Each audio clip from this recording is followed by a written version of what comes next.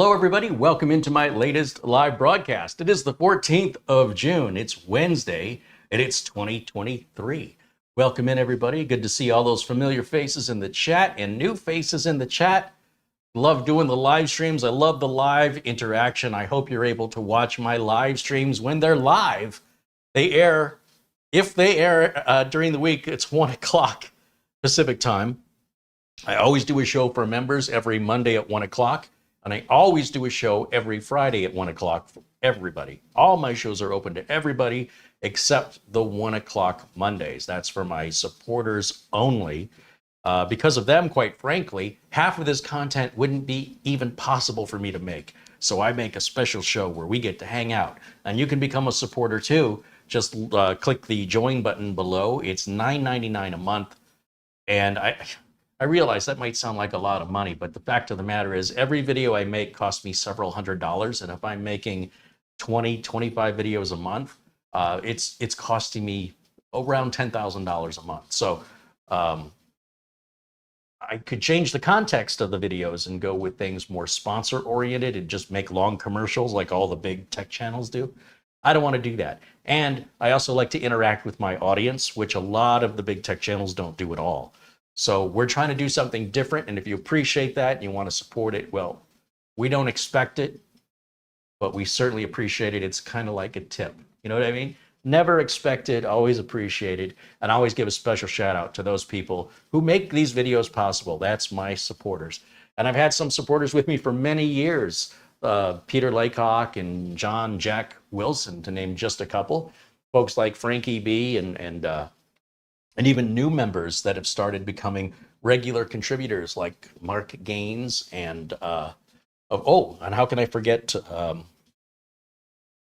Luke Greenia out in Vermont's been watching us for many years and gives regular contributions. It's folks like that. I need you to know I would not be able to make as many of these videos without those folks, and it would be so cool if you would join, because just imagine how much more I could do. All right, so with that out of the way, today's video is made possible because the folks over at Morefine have sent me a computer for free to review. But wait, there's more. We're going to review the Morefine M9. And one other thing, but I'm going to get to that in a minute. Let me give a shout out to the contributions that came in before I went live. And just now, hey, speak of the devil. There's Buster with 10 pounds contributing. He says, good evening, Carrie and Marlena and everyone in the chat. All the best from Bonnie, Scotland, where the temperature in Edinburgh is 73 degrees Fahrenheit or 22 degrees Celsius. Wow, you went from the 50s right into the 70s. I guess summer is a-coming. Yeah, we also are into the 100 plus degree Fahrenheit weather. It's likely going to be that for us here in Phoenix for the next 100 plus consecutive days. Lucky us. It's only going to get hotter, and we reach our peak in August, where not only is the heat super hot, but the humidity is also really hot. And it's a miserable, miserable time to come to Phoenix. Stay away in August, I'm just telling you, unless you're a lizard, in which case you might like it. Thank you, Buster, for your continued support. Thank you also out to Paul O'Brien, who contributes €10. He says, hello, Carrie. I'm looking forward to tonight's stream. I'm having a problem trying to create a Windows 11 media tool, but it stops after 21% progress. PC keeps freezing up. Any ideas for fixing it? Make sure you try a different flash drive if you can. Try a different USB port. Don't use the neighboring USB port. Go to a separate pair of USB. Check your memory, your RAM. Run memtest 86. See if you've got a bad RAM module, or if you can't even make a memtest 86 test drive, if that locks up, then just open your computer, and if you have multiple RAM modules, just randomly take one out. See if it still locks up. If it does, shut the computer back down. Take another RAM module out. If you only have two, put the one you took out back in. And if it works, you know you've got a bad RAM module, okay? Other than that, I'll have to know the results of this homework I've given you before I can offer you any other advice. In most cases, one of those three solutions is going to fix it. Thank you, Paul, for your contribution as well. And Michael Mariello has renewed his membership here. Speaking of which, thank you, Michael. Thanks for renewing your membership. Okay. I think it gets me caught up with everybody. And Nick Poverman suggests not using the Windows media creation tool. Download Rufus, and it offers you the option of creating Windows 11 media. I've not had good luck with that myself, but it's certainly an option to consider. Just type Rufus, R-U-F-U-S, into Google. It is a free image burning piece of software. It's pretty small. And under the image type you want to make, there should be an option for downloading the Windows 11 installation media. It just does it all right in the tool. Jan says Windows has built-in memory diagnostics. This is true, but I don't like them. I don't think they're very good. I highly recommend testing your memory outside of Windows in order to get an accurate assessment. But if push comes to shove and that's all you got, I mean, it's better than nothing, but not by much. Okay, thank you guys so much for talking with me, and we want to get to the subject of today's video. Morefine is a mini PC manufacturer we've never had on the show before, and hopefully, if things go well, they'll be back with other offerings. They have a lot of different mini PCs they make. In fact, let me take you over to their website, and let's see if I go to properties here on my OBS. And I turn this on over here. Whoops, that's not what I want. I want that. And then I'm going to go to my browser. All right, check this out. Let me share my screen with you. All right, so I'm just at my regular browser startup page. Here's how easy it is to get to the Morefine website. I'm just going to go up here and type in morefine.com. And here we are at Morefine's website. Click on all PCs, and this is, let's see, we're going to say shop. Oh, well, we're not seeing anything in there. Intel series and AMD series. Let's try that instead. Intel series. Oh, it's upgrading the website. They're in the middle of upgrading the website. So we're going to fall back over to Amazon. How about we do that? Let's go here to Amazon and take a look at the computer we're looking at today. This is the Morefine M9. This is a 12th generation Intel N100, which is sort of the renaming scheme for Celeron processors. But as far as Celeron processors go, it's pretty darn powerful. It's up to 3.4 gigahertz. Now they have two different models of this available. 8 gigs of DDR4 with a 256 gig SSD with Windows 11 Pro. It supports dual HDMI 4K output, Wi-Fi 6, Bluetooth 5.2, and USB 3.2. And would you believe $159.99? Would you believe there's a $20 off coupon to take that down to $139.99? Seriously, come on. Now here's the 16 gig. Basically, your storage and RAM are doubled. 16 gigs of RAM, 512 gig of SSD storage. $179.99. $20 off coupon takes that down to $159.99. Now, what are you going to get for $160? I know you got to be like, look, we've seen these sub $200 computers before. They're not that impressive. But here's the thing, guys. Every generation gets better. And what was the high-end processor from yesteryear is the low-end processor this year. And so when you look at it that way, you're getting more power than ever before at a price that's crazy, crazy low. So if we look at, let me go back to main camera here. If we look at other mini PCs we've looked at here on the channel in this price range, this one by far is the most powerful. It's also the newest. Wonder if there could be something to that. Furthermore, here's something I want to do. And this is only for people watching this video live. If you are in the United States, if you are 18 years of age or older, and you have never won anything from this channel before, I'm going to give this computer away to one of you today before the end of the show. In exchange, what I would like you to do for me is to report back what you think about it after you've had it a little while. Do you like it? Do you not like it? Why? What do you like? What do you not like? Why? If you'll do that for me, I'd love to hear your opinion, because we've never had Morefine on the show, and I want to see overall what you guys think of it. Do you think it's a valuable, do you think it's a good value? Is this something you would consider buying? And they make other products besides this, okay? But I don't think any of them offer the value that this one does today as we're filming this live, 14th of June, 2023. Let's see what we get in the box. Now, you can see the box is kind of generic. It doesn't say Morefine anywhere on the box. It doesn't tell us the model number.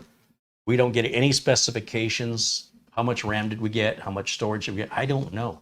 Did they send me the 8 gig version? Did they send me the 16 gig version? I have no idea. It's kind of unusual.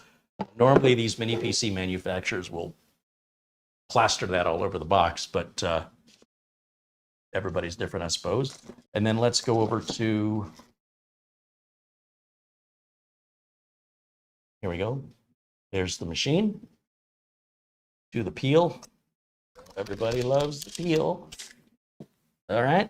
And I'm going to walk this over to the camera so you guys can see it. Now, as far as size and shape, it's pretty much the same size and shape as most mini PCs we've been seeing lately.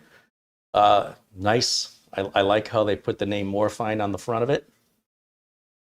It's there without being gaudy, and I like that. And then we've got, I don't know, some holographic sticker there for some reason. Here's the front. Intel inside. What happened to my video? Huh. Intel inside, 2 USB 3.2s. Venting. We've got a barrel connector for power. This is HDMI. Above that is a headphone / headset jack, I think. Then we've got our Ethernet. Is that 2.5 gig? I'm going to find out. 2 more USB 3s, 3.2s, and then another HDMI. So we're definitely going to have dual HDMI out, 4K, and then just another vent. So the sides are vents. That's our machine. All right. Pretty standard fare there. Nothing unusual. Let's see what else we get in the box.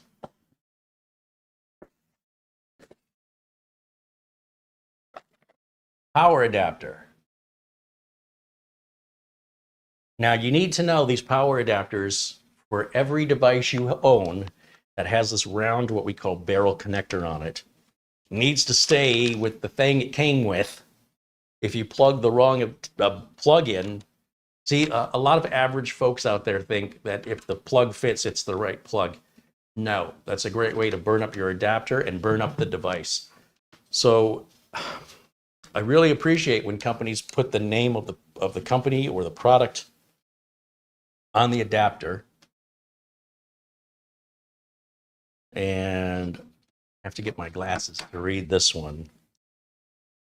If they don't, yeah, the name Morefine isn't on this, or M9. What I do is I get a label maker out and I'll write Morefine M9 and stick a label on it.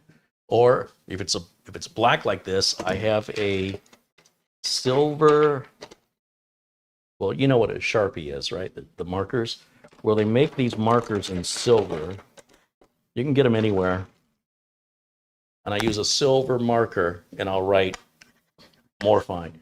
This is important. This is really important, because otherwise, how are you going to know this adapter goes with this device unless you very carefully look at the voltage and polarity requirements? Polarity meaning, is the inside of this barrel positive or negative? We have to know which side is positive and negative. We also need to know the voltage. All right, so in any event, Uncle Carrie's warned you about this, okay? So I don't care if it's an alarm clock or an Alexa or an Echo. These little barrel connectors have to stick with each device. And you should take a moment at some point and go through your house and see if the adapters have the name of the manufacturer of the device on them at the very least.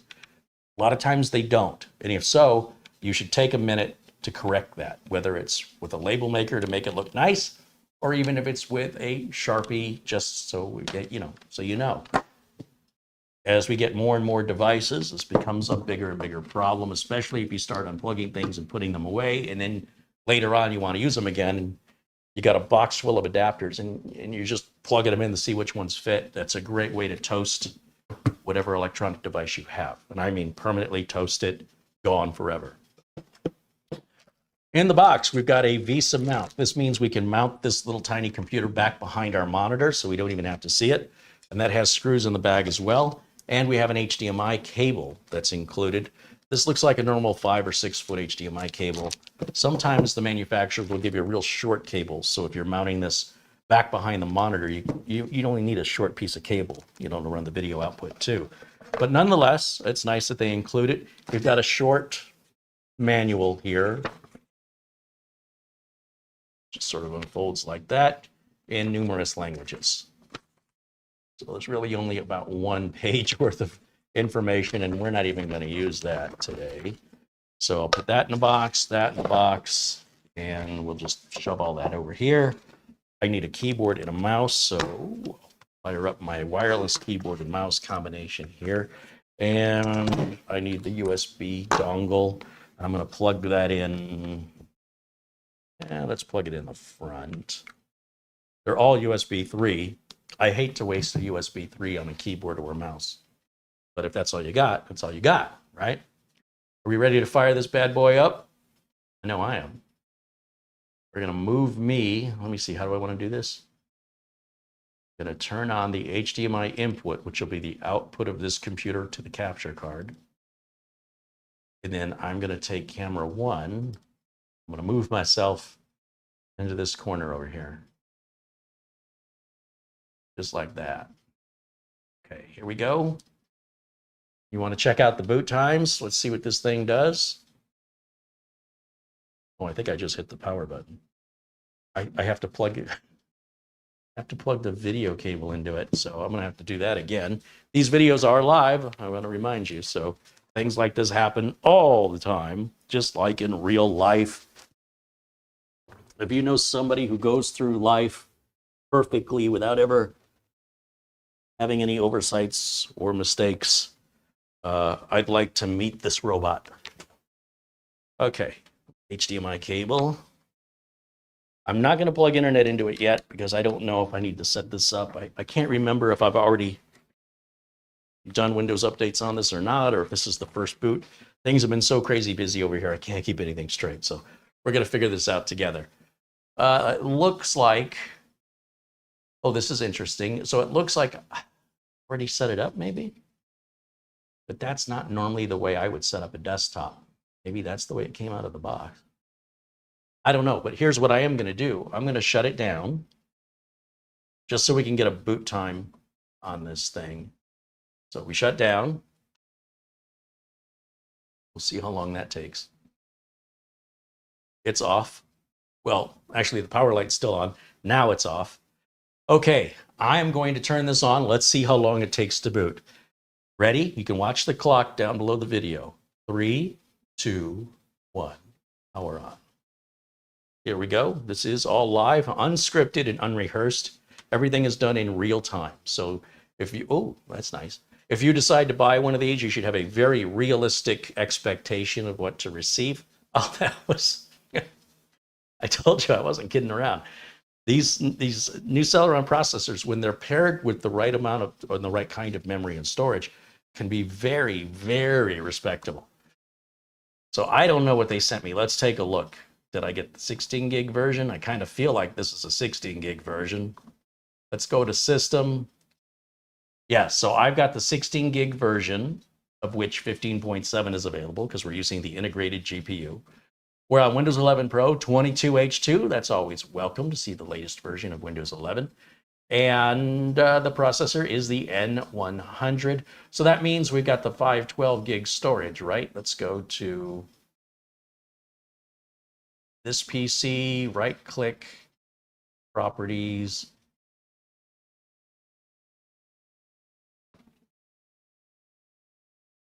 I don't know about you, but that looks like it says it's a terabyte. Holy cow. I got a terabyte of storage in this? I don't even see it advertised with a terabyte of storage on Amazon. Am I missing something? I think this is the very first time I've turned this on, because normally I would have Uncle Kerry's Windows Optimizer and I turn off indexing. And since that's not done, and I don't think I see VLC on here, I suspect this is just how it came out of the box, already set up with a user called PC. Is that right? Yeah, we've seen another company do this too. Wonder if those two companies are somehow related. Interesting, very interesting. Let's take a look at the device manager. Device manager. Let's make sure everything's happy in here. We do have TPM 2.0 to make sure that we are in fact Windows 11 compatible. And let's check our activation status. I would need to plug it into the internet. So let me do that now, since I know we're past the setup. So I'll grab my Ethernet cable down here. Oh, getting old. I'm short. Bending down to the floor isn't that far. It really shouldn't be a big deal.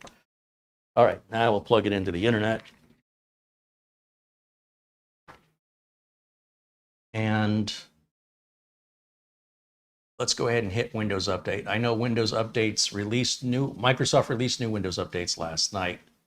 So even if I had updated this, it's still going to be due for updates. So we'll go ahead and do that while we're looking at everything else. Let's take a look at activation status. So I will right click on the start menu and go to System right here. And I'm going to type activation, or just ACTIV. Then it says, see if Windows is activated. Yes, it is. So that's all good to go. Of course, now I just closed myself out of Windows Update. But not to worry, it's still running in the background. Just because I closed the window doesn't stop the process. So in just a moment here, we will see the update that I said go ahead and download and install is in progress. Okay. I'm going to look back at the Amazon page again.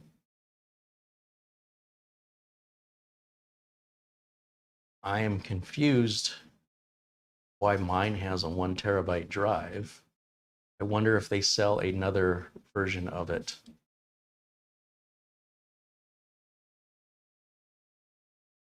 Let's see. Because I want you to know the realistic price of the exact unit I have here in front of me, just in case you want to buy the exact same thing. I am not seeing it offered at all here on Amazon. And the website looks like it's being upgraded. So I don't know.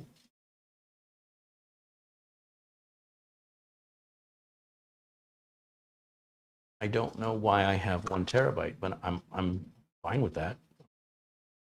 Fine with me.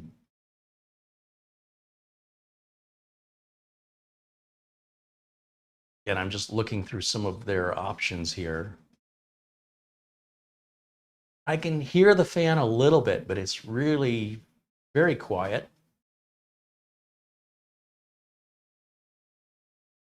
Okay.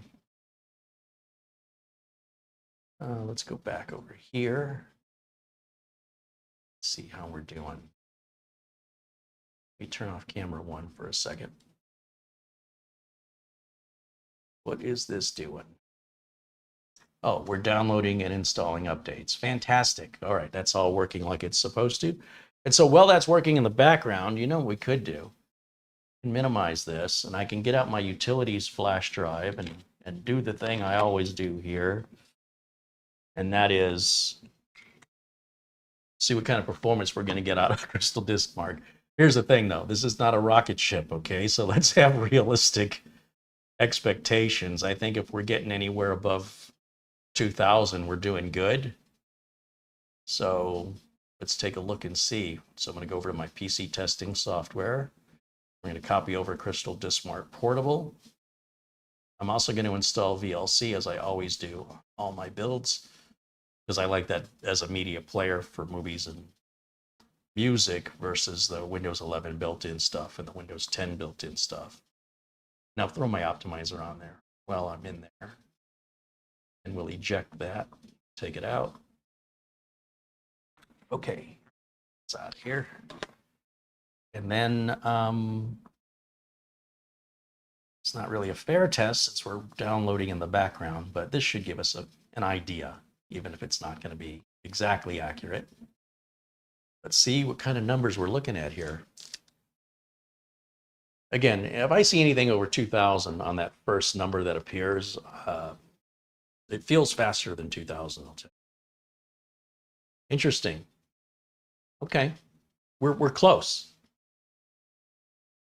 I was kind of secretly hoping it was going to blow my mind, but I got to tell you, with this processor, it almost doesn't matter how fast your storage is if everything else on the system is going to bottleneck it anyway. So, and the difference between 1735 and 2000 is going to be milliseconds. And the reason I'm being so forgiving about this, you got to look at the price, look at the boot time, look at how well this thing seems to be made. The cost for Windows 11. Let's just talk about that for a minute while this is running. I'm going to go over to my browser. I'm going to type in Microsoft Windows 11 Pro. And I'm going to turn on the screen sharing so you can see what I am seeing here.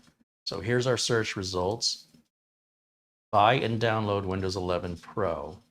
This is from Microsoft directly. So $199.99 is how much Microsoft wants to charge you for Windows 11 Pro, licensed, okay? Think about that for a minute. This whole computer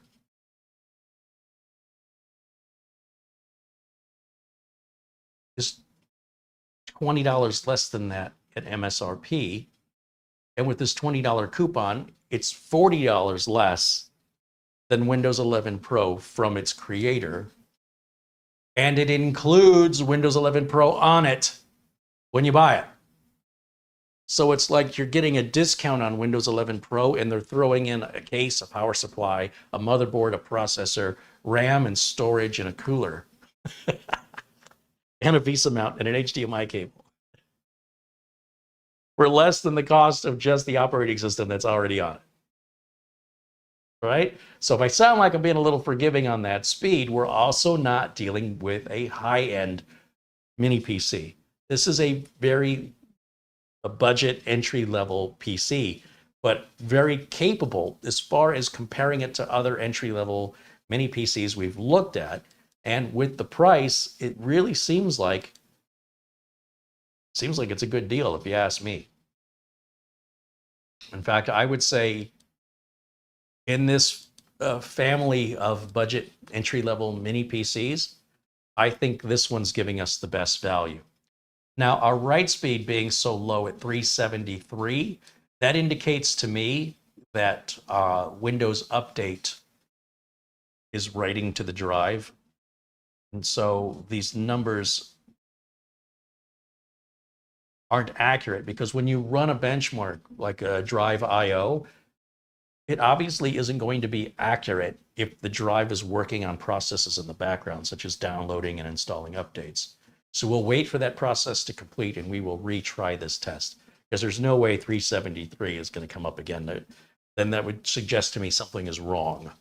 But knowing that I'm doing another process in the background that's utilizing the drive, it's sort of like trying to test your 0 to 60 time in your car with a trunk loaded full of cement. Don't know that the reading you're going to get is accurate unless you're intending to have that additional weight added to measure the performance. And I'm not, right? I want to know the raw performance that's possible. So we're going to come back and revisit that here in a minute. In the meantime, I'm going to look over here at the chat room.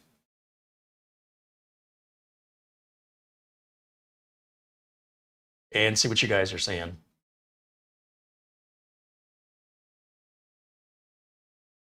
Nick Poverman provides me a link here. He says they do have a 1 terabyte option. Well, clearly, because that's what I have, but I don't know where you found it. Let me see where your link's taken me here, Nick. And remember, I'm live, and so my focus is spread across multiple things at the same time.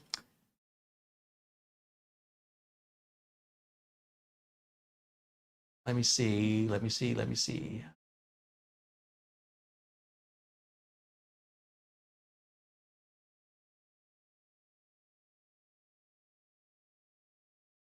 Sue Cool wants to see the bottom of the unit. Yeah, I can show you the bottom, but I have to unplug it to bring it to the camera. You can rewind this video. This live video has DVR mode, and I did flip it around, and you can just freeze frame it there as well. But in a moment, when we're all done with this, remind me, and I'll be more than happy to show you the bottom of it. It's really not much to see on the bottom, just a sticker. And then the screws for the Visa mount. There's also like the keyhole. So for like wall hanging, you can do that as well. Let me take a look again at trying to find Nick Poberman's.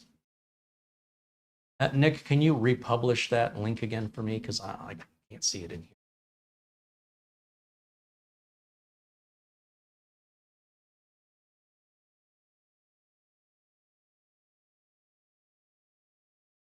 Zach Bischoff says, I think you had another Morefine mini PC on the show a few weeks ago. I think it was the M6.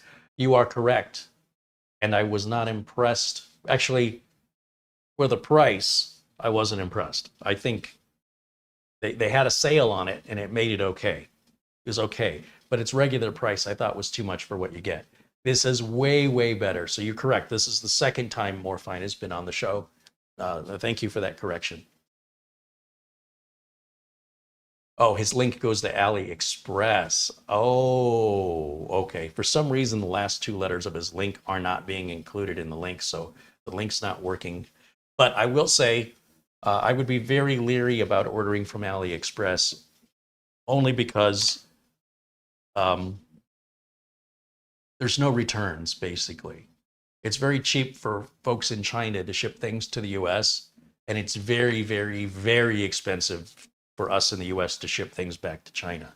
It would likely cost as much to ship this back as it costs to buy it. So I would personally buy from Amazon because you have the 30-day return policy. You can return it for no reason at all. You could buy this and say, hey, you know what? I just changed my mind, and Amazon will take it back. You don't have to have a reason. In fact, if Amazon asks you for a reason, you could simply leave the reason blank. But you do have to send back everything, right? You need to send back the Visa mount, the screws, the HDMI cable, because they need to be able to resell it again. And it's not fair to the next person if you kept some of the stuff or you misplaced it. But send back everything you purchased and get a full refund. Now, I'm just telling you that, not because I think you're likely going to return it. I'm telling you that because you need to have experience with something to know if it's going to meet your needs. I don't know what's going to meet your needs, okay? So I can't tell you if this is going to be a good PC for you. But I can tell you, in this price range, I think you'd be hard-pressed to find a better value where you're going to get as good of a machine that's equipped as well as this one is equipped for a better price. And if you can find one, please let me know. Leave a comment in the video below. Or if you're in the live chat and you see something, leave it in the live chat and we'll go buy it and check it out.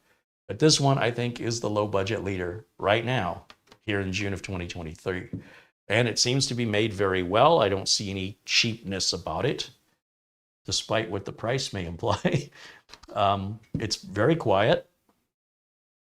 It's fully Windows 11 Pro compatible. That's important because we dealt with a different manufacturer who put Windows 11 Pro on a computer that was not Windows 11 compatible. And then they justified it. I said, hey, you put Windows 11 Pro on this. And they go, yeah. I go, but it's not Windows 11 Pro compatible. Well, does it have Windows 11 Pro on it? You don't want to deal with a manufacturer like that one. So far, we're off to the races here with Morefine. If you have experience with Morefine, if you've purchased some of their products in the past, please let me know. Let everybody know your experience.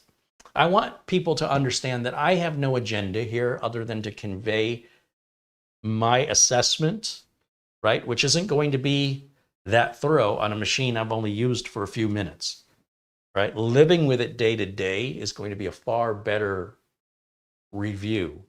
And so if you have a Morefine computer, doesn't have to be this one, just if you've ever had one in the past, you have one now, what one is it? Do you like it? If you had any problems with it, let us know. That way the viewers know it's not me coming up with, being secretly paid to falsify information. So we can get sort of an assessment or a consensus of how people feel about this brand. I'm still new to Morefine, but I'm very open-minded with everything I'm seeing here. It almost seems too good to be true. It's right on the edge.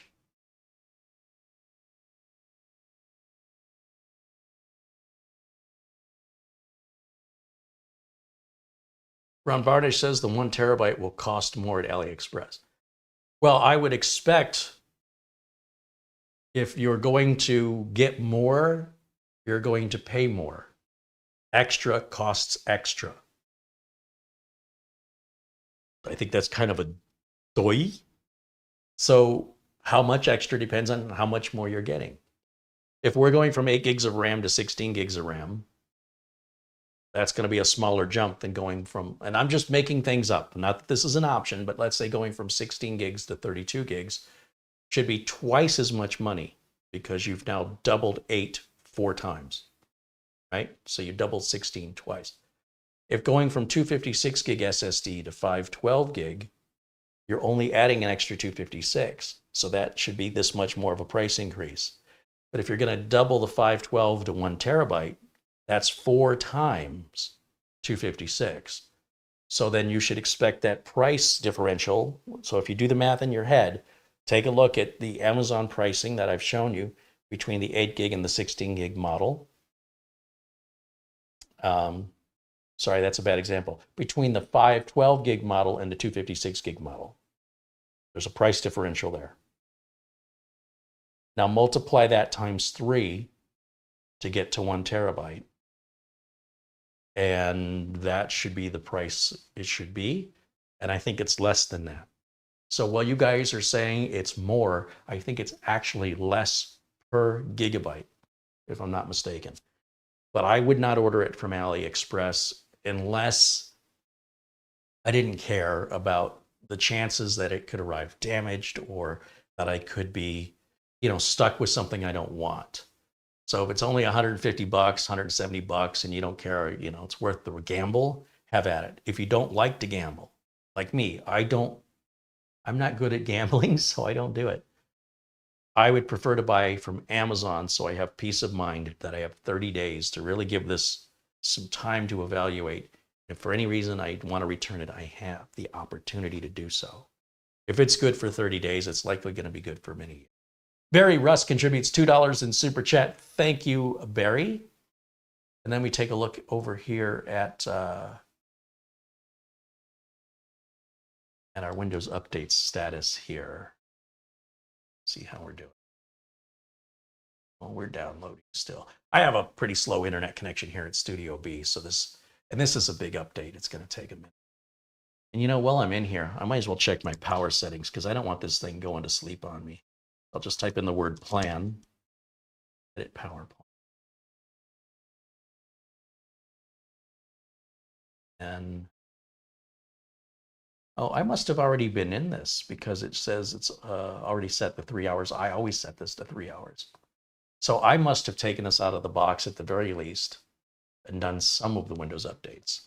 But I certainly didn't set it up as PC. I would not have done that. I would set it up as user. That's how you can tell if I've pre-configured a machine. If it doesn't have a username of user, then somebody else set it up.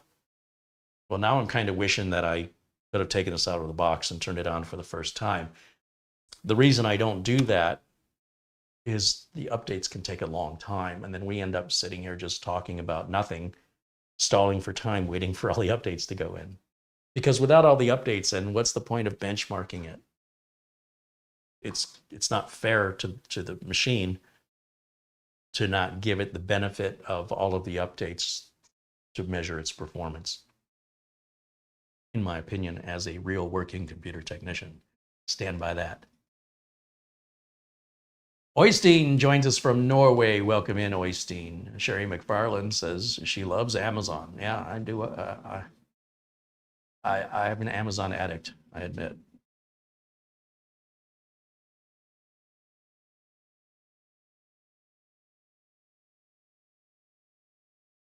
Jess Ead said, I put Amazon and it just says Amazon Rainforest. Maybe my PC is blocked from Amazon. Type in Relentless. Type in relentless.com. See what that does.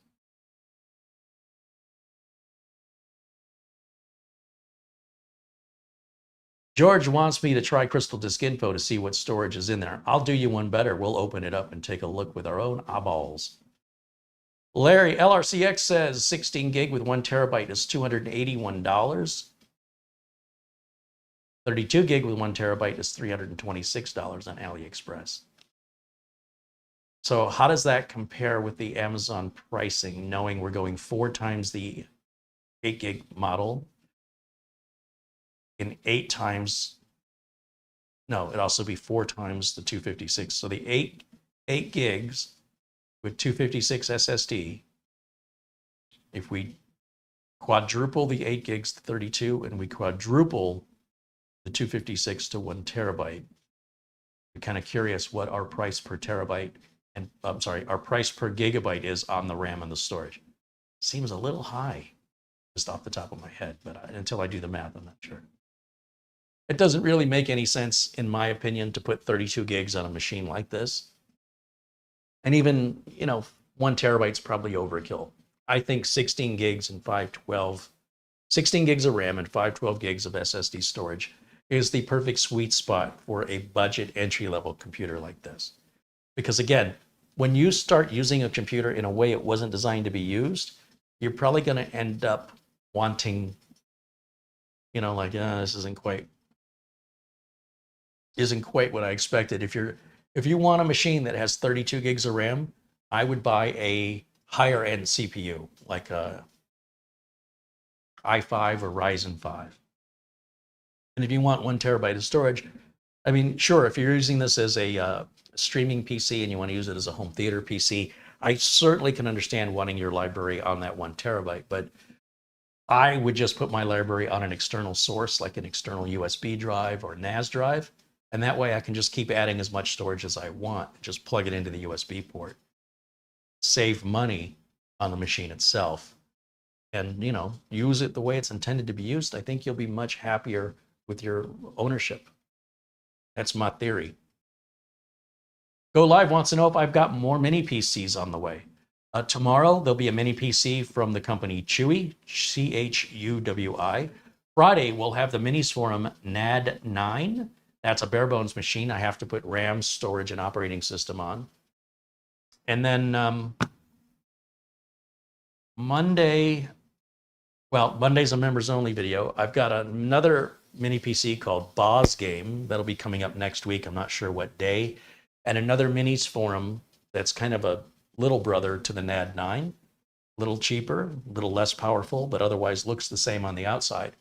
That'll be coming up some point next week. So yeah, that's 4 or 5 more of these I've got coming, and who knows what's in the pipeline, right? But that's what I have now. I also have a channel called Mini PC Reviews. And all I'm doing there is I'm taking this content of all the mini PC reviews I've done on this channel, I upscale them to 4K, and I upload them to Mini PC Reviews. And all that channel is nothing but Mini PC Reviews. But if you're watching the content here, it's just a duplicate of the content. But feel free to subscribe to that. It's no other content but Mini PC Reviews. That's all I'm doing over there. It's just a way to separate it out for people looking specifically for that content without having to dig through 1,500 videos in my library. And I will go back even to the original mini PC, the first one I did in 2013, the Nook, the Intel Nook. I will download that one. Well, actually, I already have it. I'll upscale it to 4K, and I will eventually get around to putting that up on Mini PC Reviews. And yeah, subscribe over to Mini PC Reviews here on YouTube if you're into that sort of thing.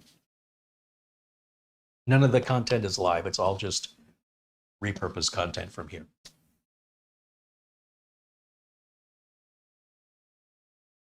Thank you for the question. Blake wants to know if I use mini PCs around your house in daily life. Yes. Yeah, there is an Intel NUC that's used as for remote work over at Studio A. We originally had that NUC I previously mentioned. I built in April of 2013. Recently retired it to a 12th gen, 11th or 12th gen NUC. And that's used every single day, weekday for remote working, and then on the weekends for leisure, occasionally to just browse around and surf around. Myself here at Studio B, I don't use a mini PC here yet. However, I'm going to be.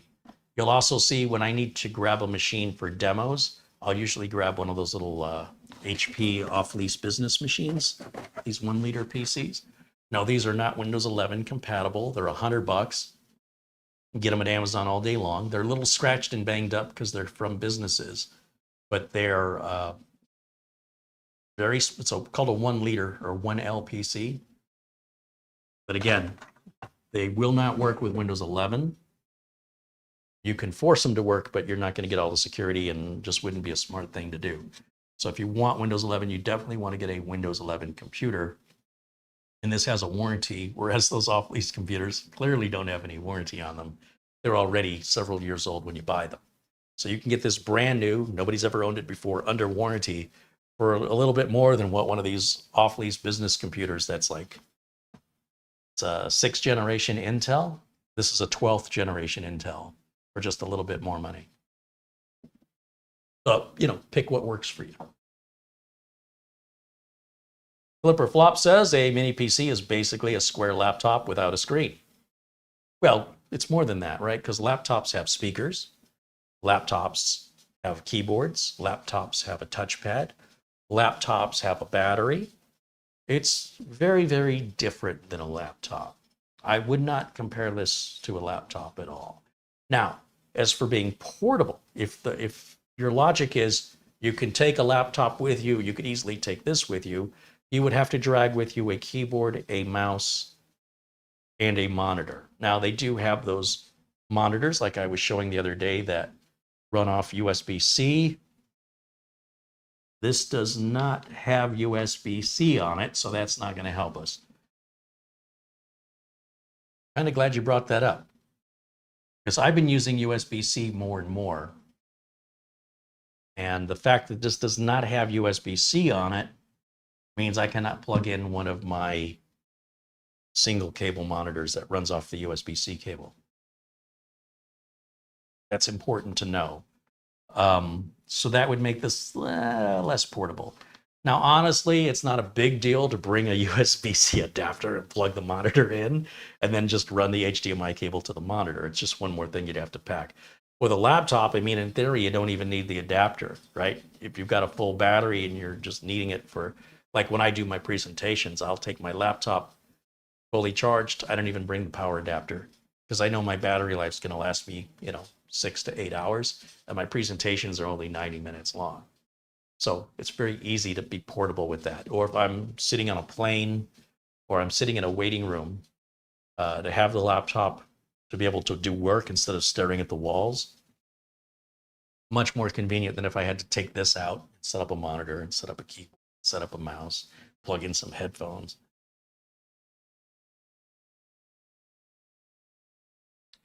As V said, did you say Chewy? Are you giving Chewy a second chance? Yes, I am giving Chewy a second chance.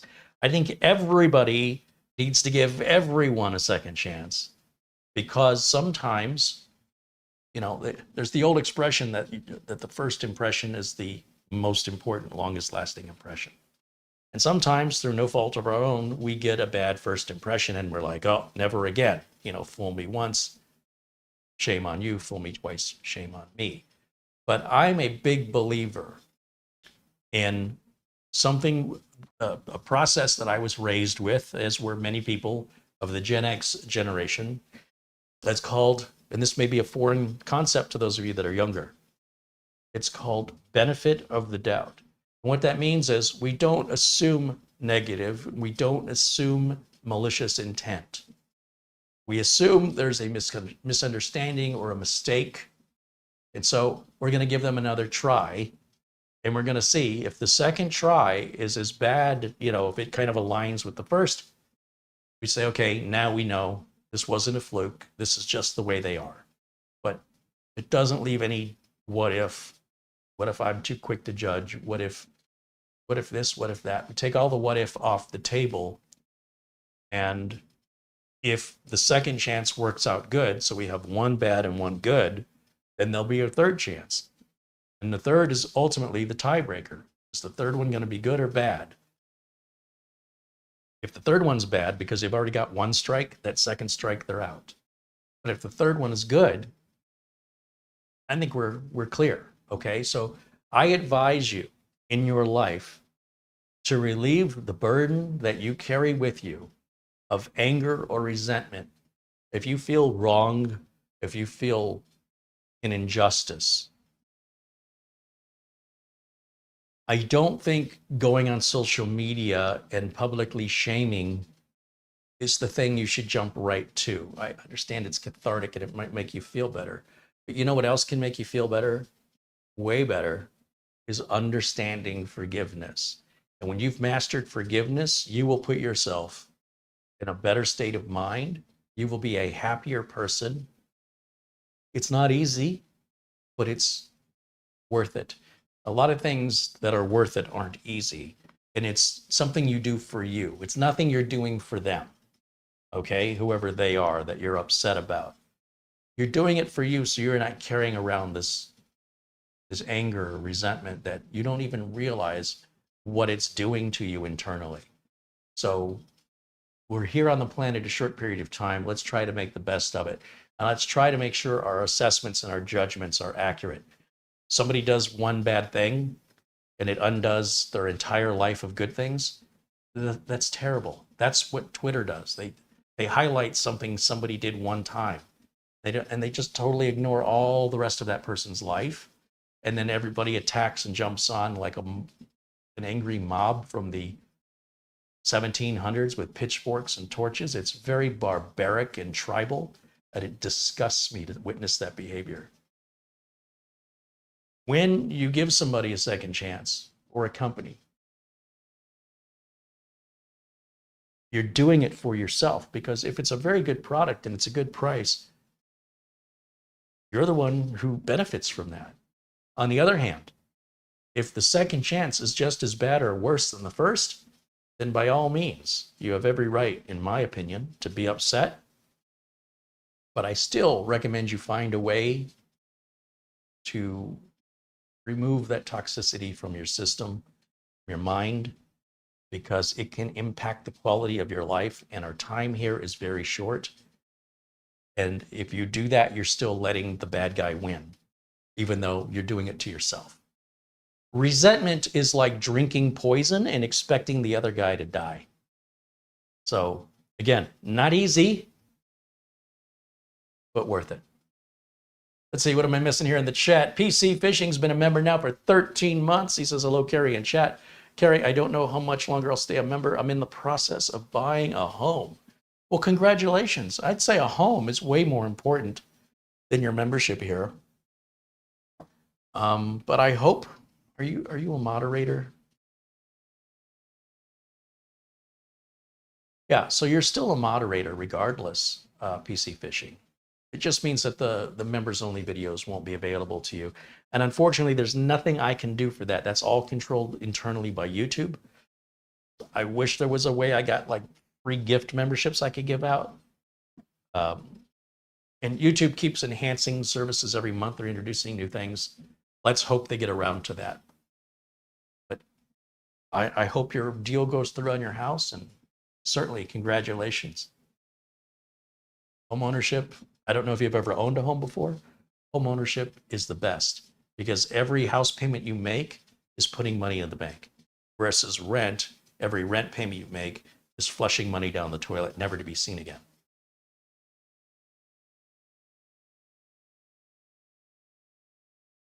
Marco says, greetings and salutations from Italy.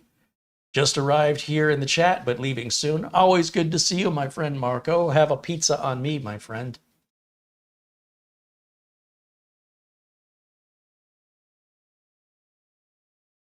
And let's see, how are we doing? Let's go to, let me turn off camera one here for a second and see what status is here. Full screen. Downloading. It can't still be at 7%. Let's do a restart here. And let it install these updates during the restart. And I'm just realizing every time I do this, my tablet goes into a very low res mode and my picture looks blurry. If my picture ever looks blurry to you, it's because your video quality is set too low. So you click on the little gear icon, and on my tablet, I go to the advanced setting and I set 1080p, 1080p, P as in Peter. And then the video should be sharp and crisp after that. All right, so we're going to restart this. And while it's restarting, I guess I can put my face back up here. All right, let's take a look. Chat. Marco says, without you at the table, the pizza doesn't taste as good. That's the nicest thing anybody's ever said. We'll have to fix that. Go Live wants to know if I'm still looking for a home in Michigan. Well, if you don't see me in a home in Michigan, that means I'm still looking for one. Yes, I am. Probably hope to get some traction this fall. I go to Michigan every fall. It's where I'm from. It's where I go to vacation to get away from the technology. Not that there's not technology in Michigan, but Michigan's filled with trees and forest and nature. Arizona's filled with desert and cactuses and scorpions and rattlesnakes and javelina. It's definitely not the same kind of nature. So I go there to digitally detox, if you will. And while I'm there, I will look at some homes. But in the meantime, I still get emails from MLS regarding new homes listed. A lot of homes have been listed lately. Still not a great time to buy a house, but better than it was this time last year. Okay, so we've rebooted. Now I'm going to go back to Windows Update.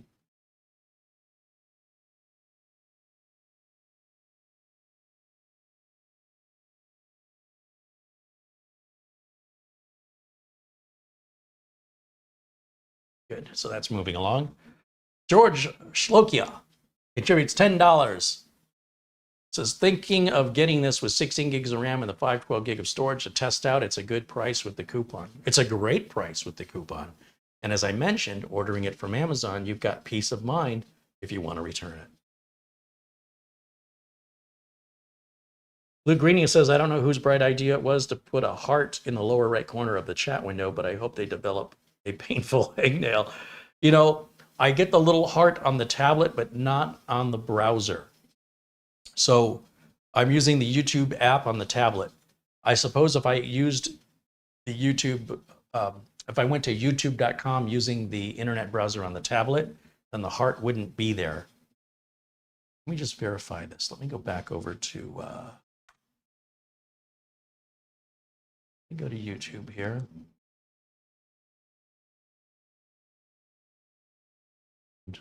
I'll share the screen with you so you guys can see what I'm seeing.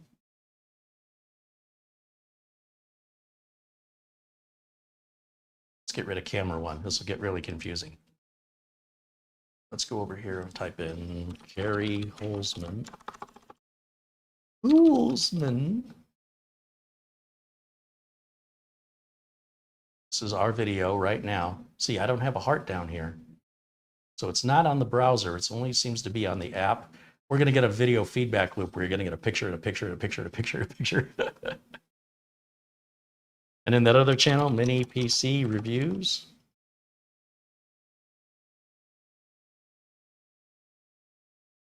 And this guy's fantastic, by the way. Rob Tech. Yeah, he's very good. If you want to see good Mini PC reviews, he's funny. I think he's Australian. Mini PC Reviews, Carrie Holzman. It's a new channel, so it's not showing up in search. That's my channel. What the heck?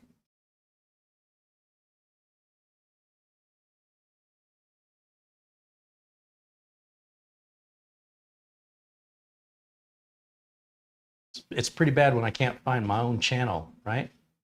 Hey, there's our good buddy Dawood. If you're not subscribed to Dawood, he is hilarious. Dawood does tech stuff. Subscribe to him. He is inspiring to me. Very funny. He's not very nerdy. He takes this stuff very lightly, which I appreciate very much. Serve the Home is another great YouTube channel. A little more business oriented, but if you want a little taste of what it's like to work in the field, not everything they do is strictly business. Like here, he's reviewing V-Link GTR 6, but he will use it for business purposes, generally speaking. Well, I'll just have to add a link to my channel since it's not appearing. It's not popular enough, I guess, to add to search yet. What are you going to do? All right, let's go back over to my window HDMI input. And camera 1. And I'll move camera 1 down here so we can keep an eye on that progress. Okay, so with that, let me take a look here in the chat and see what you guys are saying. Carrie, you had a heart in the chat window. Oh, is that why I didn't see it? I was looking down in the video. Let me take a look here. Oh, you're right. Yeah, there is a heart down there. And if I hover over it, you know what I think that is? I think I know what that is. Let's try something because that really seems to bother a lot of people. Let me see if there's a setting where I can turn that off.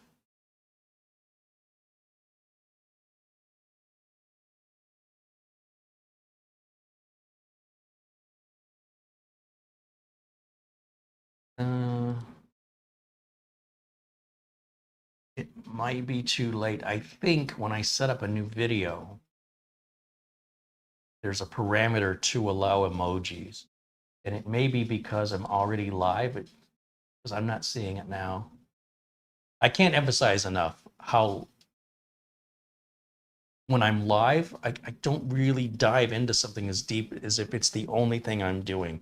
So that's why I didn't see the heart. I'm giving it a very cursory glance because I got so many other things happening during a live video. So I appreciate you calling me out on that.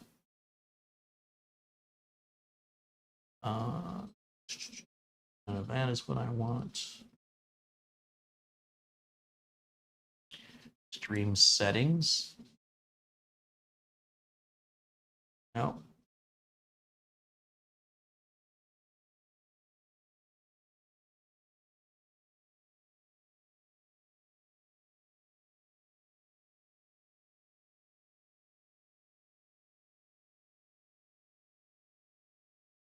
Interesting. So now they're adding shopping to YouTube. Might have to look into that. If any of the products we show here in reviews, we can add a link that you can just click on in the video. That'd be pretty cool.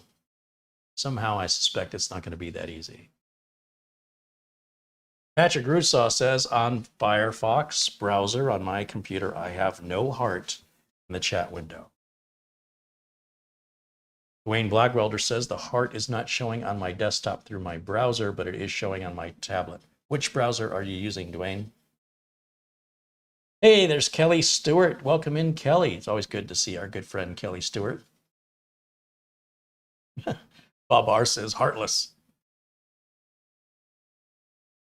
It appears, Sherry McFarland says it does not appear on Firefox for her either.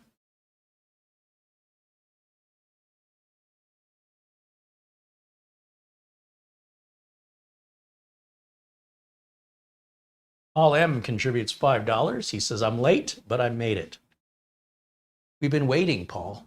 All right, now we can start the video. Paul's here. Thank you for the super chat, Paul. Glad to have you here, my friend. We've got 289 people watching live right now. I hope you guys will jump in the chat room and say hello, even if you don't normally converse with people in the chat. This is a very different chat room, and it's unlike any you'll find anywhere else on the internet, unless you're paying per the minute. This chat room is filled with a community of like-minded, kind, and supportive individuals. It's not a contest or a competition to challenge each other to see who's smarter or better. It's, if there's a challenge, it's who's nicer. So if you don't normally participate, if you normally just watch, I encourage you, come on into the chat room, type in 2 letters, hi, H-I, or 5 letters, H-E-L-L-O, hello, and watch the response you get back. It's all positive all the time. And if that doesn't make you want to hang out, there are people here that live in different countries that are friends virtually, where the only place they see each other and talk to each other is here during my live videos. And it's so touching. Myself included, I've got a lot of virtual friends here that I only see here in the chat room. I don't encounter them in real life.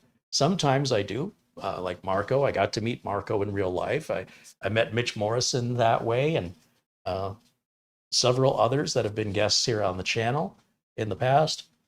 And everybody's just been amazing. So I understand the reluctance of staying out of the chat room. And I agree with you, except for this chat room. This one is different. And we'd love for you to pop in and say hello. David Moore says hello. Welcome in, David. Stevenson says, Carrie, I use Google Chrome and go to YouTube and I have no heart. Interesting, I am using Google Chrome and I do have the heart. So I wonder if there's a setting. David Bauer says, I'd love to get on the list for the giveaway. I don't have a computer and I have to use my son's computer. What state do you live in, David? Kelly Stewart says, hello, Carrie. I have a mini PC and the cumulative update took almost an hour. It took 35 minutes just to get past 7%. Oh, it's not just me then, huh, Kelly? This is why I like to do the updates before I go live. I know that this update that Microsoft released last night, it's it takes a while even on a high-end machine. Why did I lose my signal? Did it go to sleep? Oh, it's rebooting. Why is it rebooting? I wasn't paying attention. Oh, it's not rebooting. I'm looking. My YouTube live studio is showing me my video from 20 minutes ago. I don't know what YouTube Studio's been doing this to me for a few months now. I'm going to hit refresh on my YouTube Studio and hopefully that's embarrassing. It never used to do this, and now ever since it started, it just keeps going. Keeps me now we're better. Now everything is the way it should be. The tablet doesn't do that. The tablet keeps me right up to the second, but the Studio falls behind, and it just gets worse and worse and worse as the stream goes on it. And I'm like, wait a minute, why is this rebooting? And oh, that happened 20 minutes ago. All right. Glad we solved that problem. Brian said he's from Wisconsin.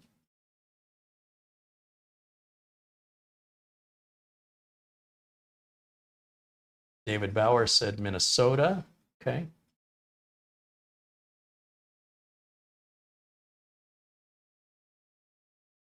Jason H88 said he has tried the Opera browser and it has the heart as well. Ben Laird said he's got the heart on Chrome, but no heart on Edge. Interesting. Yeah, try opening it in Edge. Dom Long says he's joining us from Pennsylvania. Who in the chat room is interested in receiving this Morefine mini PC? Let me see how many of you are interested in the giveaway.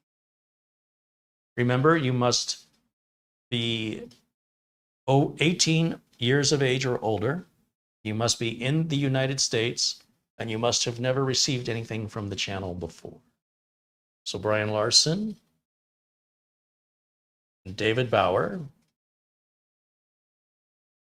Badgin Guy. What state are you located in, Badgin Guy?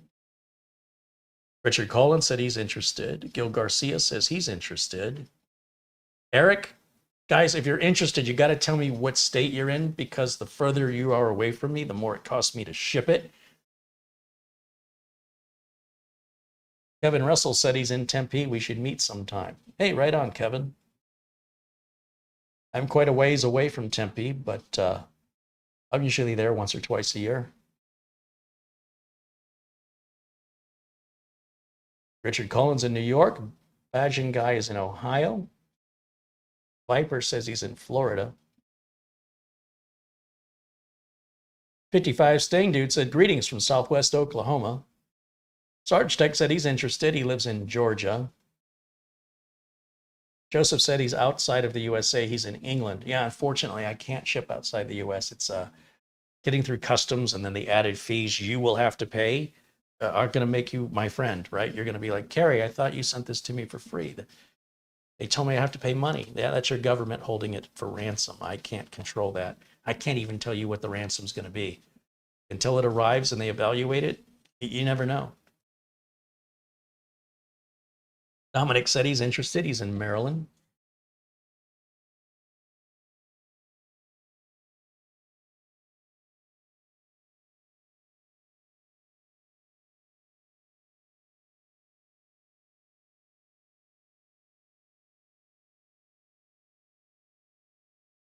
Patrick Manning said he's interested. He's in Ohio. Chris Smith says he'll pay for the shipping. What state are you located in, Chris? Brian Larson said, you can forget about me, Carrie. I already have a B-Link along with 4 other PCs. It sounds like you're pretty well suited there. Daniel Boyd is interested. He's in Tennessee. Graham Bell says, I don't join in the chat much because my skills are a bit difficult, but I do enjoy the channel. I'm in the UK. There should be a text-to-speech thing you can use, isn't there? We'd love to see you in here more.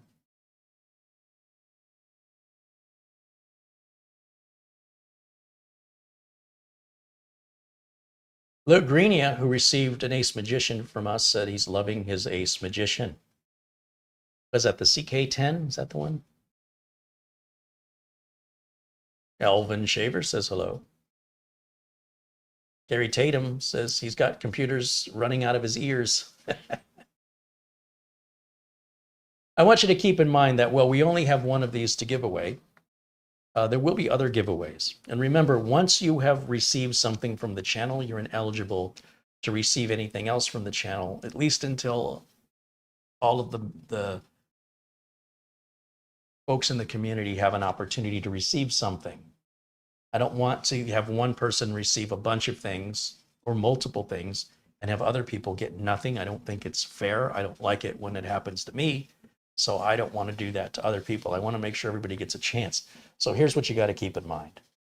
Do you want to use your one giveaway on this, or would you rather hold it for what's behind door number 2? Could be better, could be worse. And that's for you to decide. Sometimes imagine you receive this, and then imagine I'm doing another giveaway of something worth 5 times more, and now you're ineligible because previously received something. So in that way, there's a little bit of a gamble there, but there's no money involved. So it's not really a gamble. It's more of a, almost more of a sweepstakes. It's really just a giveaway though. That's all it is.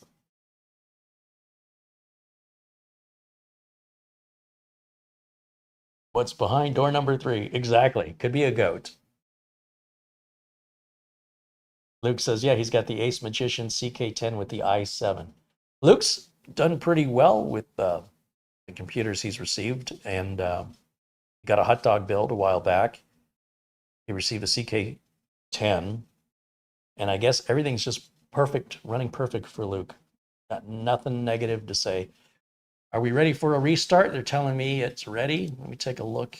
Go full screen here. I cannot see the window when I'm looking in the chat room. Still downloading at 100%. I'm going to just leave it here. It's not quite ready. It can restart right now, but I want to just give it a little bit more time.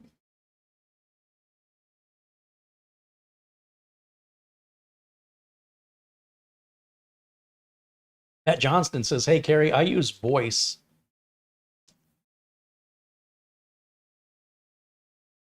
to talk in the chat. It's through Google. This may help some of your viewers. What's it called? Bob R says, batteries not included. Richard Rogers says, hello. Hey, welcome in, Richard. Randy Robolowski is from Wisconsin. He says he's an Air Force veteran. I'll pay for shipping. Shipping shouldn't be too bad on this. It's probably for the box and the packing, sending it FedEx ground probably cost me around $45. If I box it and pack it myself and take it to USPS, if I take it to the United States Post Office, send it priority mails, probably about $25. It's not going to cost much to ship.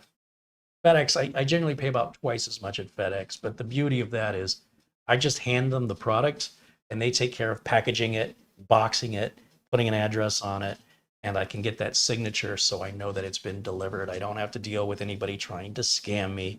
I don't think any of you are scammers, but many of you I don't know, and I don't want somebody telling me they didn't get it. And it's, all I did was try and give them something, and now I got to deal with some nightmare. And then I don't know if the person's just trying to get away with something or if they legitimately didn't get it. So I generally will send items with a signature required so that we have proof of delivery. And so far, nobody's ever said they didn't get anything unless they honestly didn't get it. And that would be reflected by the fact that the tracking information shows it was never delivered and there was no signature. Pete Tracker says, I'm interested here in Pennsylvania. If you receive this computer, what would you use it for? That's what I'd like to know next. Because I got to pick a winner here. Maybe you guys can help me pick a winner. You receive this computer, how would you use it?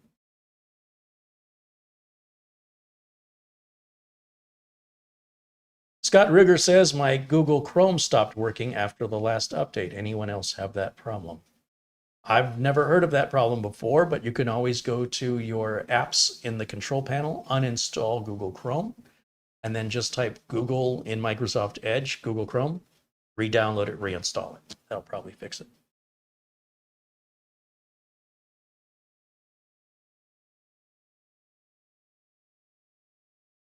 Chris Smith says, give it to the veteran instead of me, Carrie.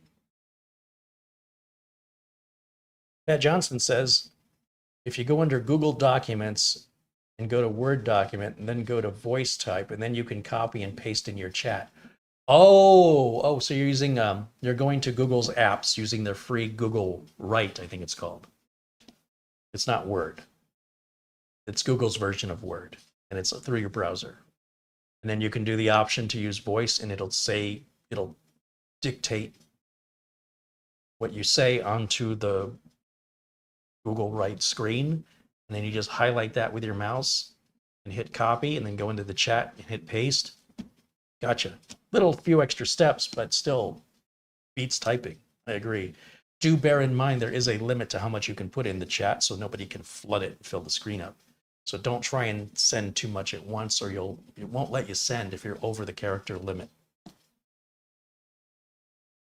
Oystein said his Chrome is working fine after the update. Yeah, all of the Chromes I have are working fine after the update.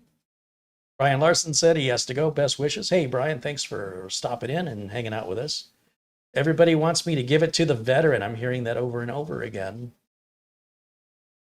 George Ferrugia said that mini PC is $578 in Canada. Well, what is the Canadian exchange rate to the American dollar? Let's just see. We'll ask Google. 578 Canadian to USD. That's 433 US dollars, just the exchange rate. And then, of course, which model are you looking at with how much RAM and how much storage?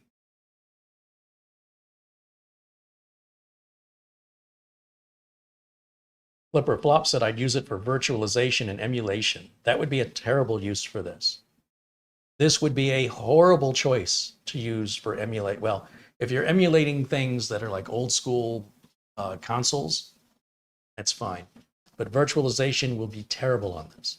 For virtualization, you really want a lot of RAM and you want a lot of processing power so that you're basically running an operating system within an operating system, and it's extremely resource intensive. I would not recommend a machine at this level for virtualization.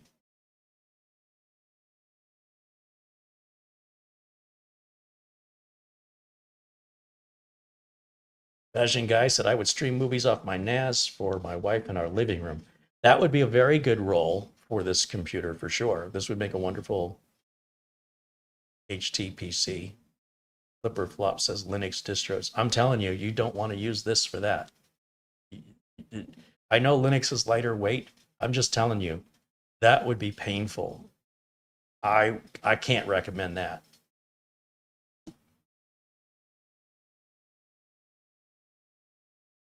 George said that's the cheap one, the one with 8 gig and 256 of storage, which is only what, 159? So that's 3 times more money in Canada. I would be curious who the seller is that you're looking at. Sounds like somebody's a scalper. Richard Collins said, I will use it to watch your show. Well, that's always a good answer, Richard. You know just the right words to say, don't you?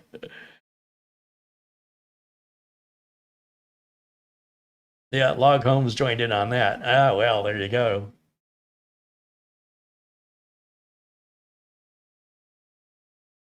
So who was the veteran in the chat room that wanted it? Because everybody's saying give it to the veteran. Who was the veteran? Speak up. Jeff H said, I ordered a GTR 7 Pro 7940HS last Friday from B-Link. I've not received an email or anything. Any suggestion? Did you get a receipt, an email confirming your order? If you would, if you want, you can send me a copy of your order confirmation to my email address, carrie@carrieholzman.com.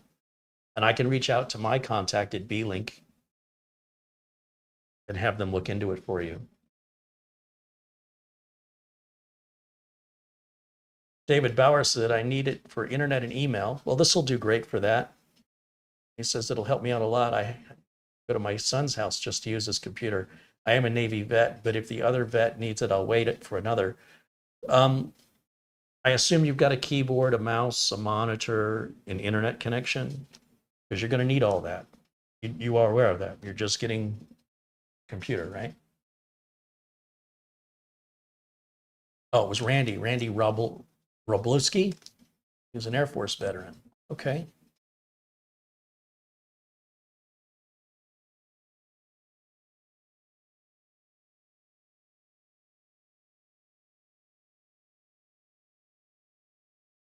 So Randy and David Bauer, send me an email. I'm going to put my email address on the screen here in a moment. Let me know who you are and why you're emailing me.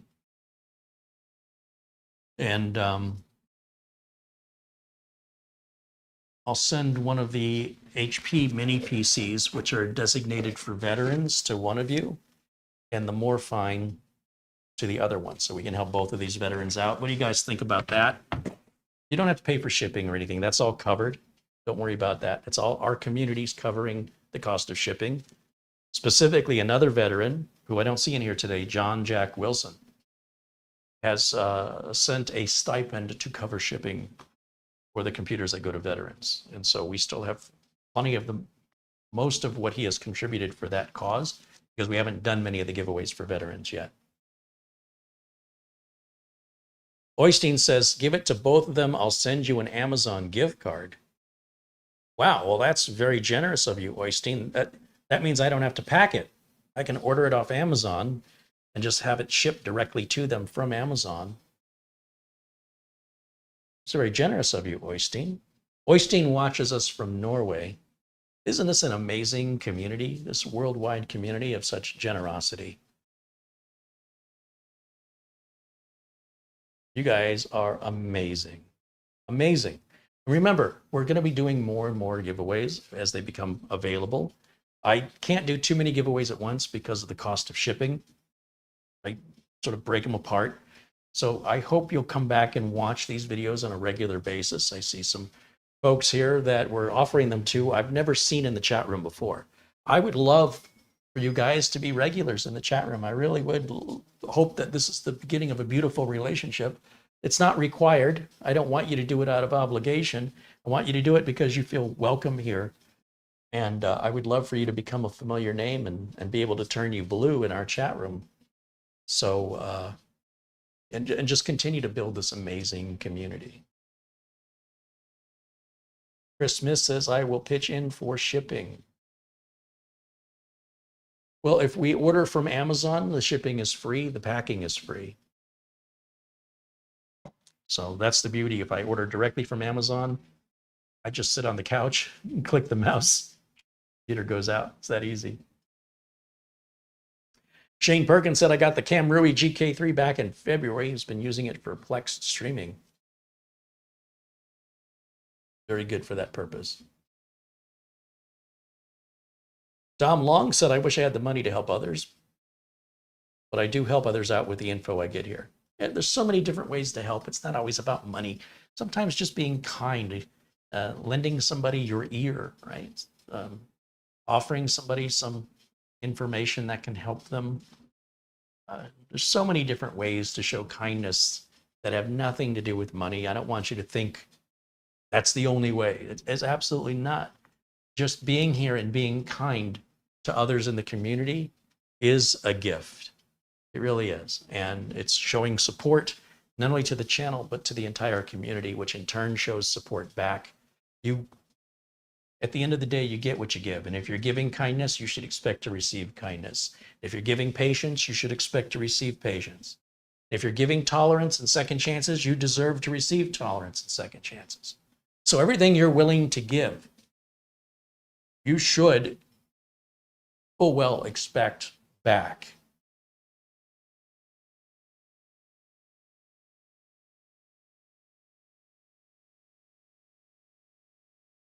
Randy says, I'll be here more often. I've just been busy working double shifts and dealing with COVID. Oh, that sounds miserable, Randy. Well, you're always welcome here, and we do hope to see you in the future in the chat. I hope so. Okay, so my email address. So the two gentlemen here, which is it's Randy and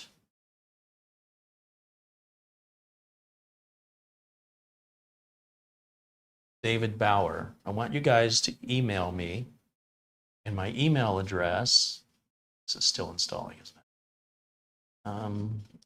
Bear with me for a second. I just want to check on this. Oh, we're at 89% on the install. 20 pounds just comes in from Mark Gaines, who watches us in Northern Ireland. Mark says, good evening, Kerry. The temperature in Northern Ireland is 63 degrees Fahrenheit. Also check your email. Right on. I'm going to do that here in just a minute.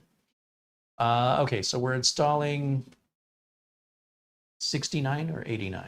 Can't tell, but it's still installing. So while that's installing, let me go full screen on camera 1. And if you're enjoying this content, please be sure and click the thumbs up button, click subscribe, and hit that bell notification so you can be alerted anytime I'm live or anytime I post new content. Usually, new content that I'm posting is me live.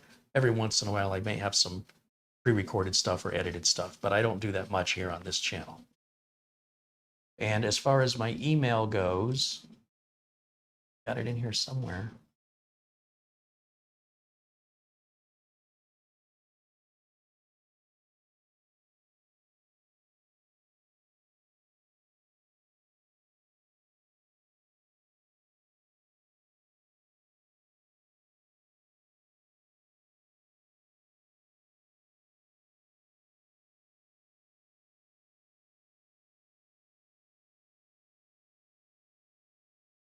Right there. If people are going to email me with anything business related, you are welcome to email me. If what you're emailing me is to just say hello, you're bored and looking for someone to talk to, please join me during the live chat. Please know that this email address is not put up there um, for the purpose of starting conversations with people for nothing else to do. If you're having a computer problem you need assistance with, if I've asked you to email me as I've done just now, please state the purpose of your email so I understand who you are and why you're emailing me. I get a lot of messages, guys, a lot. And most of them are complete junk and complete time wasters. Please do not pile on to that. Also, don't write your entire message in the subject line of your email. I won't be able to see it. I've had people send me what appear to be blank emails. It's not how email works. And I cannot reply to you if you do that. You need to send the to address is right there on the screen. The subject should be no more than a couple of words. And then the body of the message is where you write your message. I swear I'm going to lose my mind if I see another person write out their entire email on the subject line. I will not read that. I'm going to open your message and it's just going to be blank. And I'm going to say, you sent me nothing. So if you want a response, have a little courtesy. All right.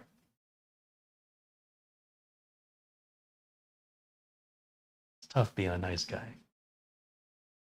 Sometimes you got to be a jerk.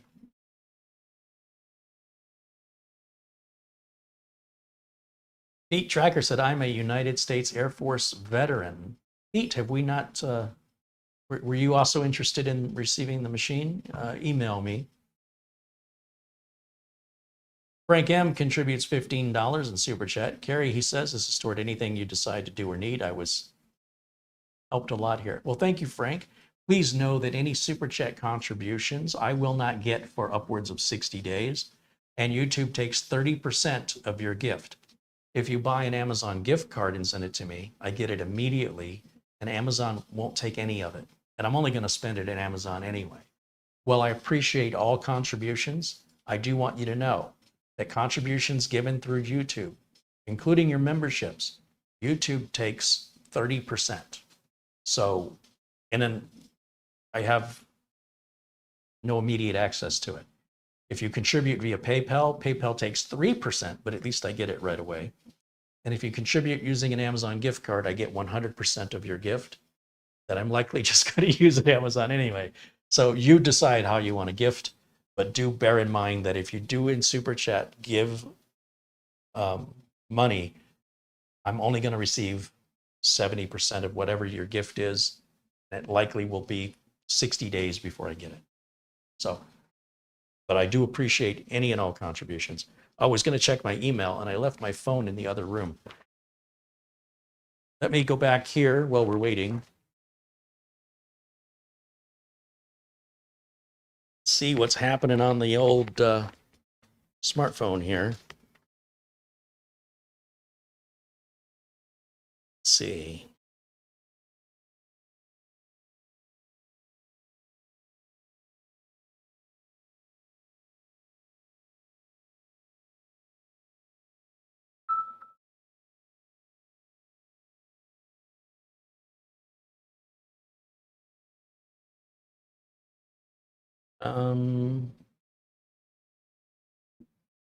Okay, so Randy, I've got your email.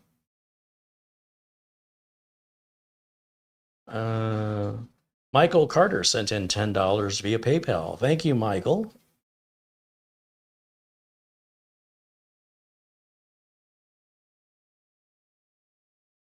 Paul M is written in asking, because he's a member of the channel, I've told all my members if you need a Windows key or an Office key, if there's a way I can show my appreciation for your membership and support of the channel, that's something I can send to people worldwide. They don't have to be in the US.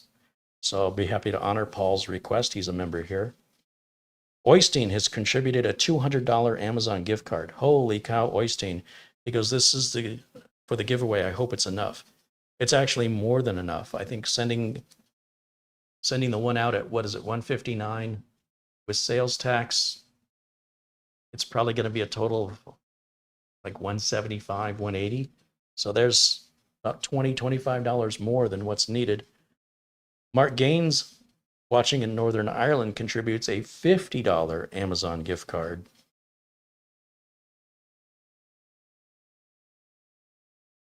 And I see a gift card here from Oystein for $100. I don't know if you meant to send two or if you canceled the one and changed it. $12 comes in from Raymond Hesp via PayPal. Wonderful. You guys rock. So, hey, look, I would like nothing better than to be able to order these machines right off of Amazon and ship them to each person. And then I don't have to do any packing. I don't have to go to FedEx. I don't have to get in the car, drive over there, wait in line. I just go click, click, click, and it's on its way. And you'll get it faster. And it'll cost me less money because, let's face it, the only one making money on that deal is FedEx or the post office. Right on. So we're going to do 3 giveaways today. We're going to do 3 of them. Oystein said the first one's for the channel, but you can use it for the giveaway too. Yeah, well, with those, Oystein, with those 2 contributions, that's $300 US. To buy 2 of these and have them shipped would be, well, should be $318 plus sales tax, which is around another $30. That's almost covering the entire cost for 2 units. That is very generous. Folks, can we all give Oystein a big thank you for his continued support and generosity? This is not the first time he's done this. And Oystein is all the way in Norway. How incredible is that?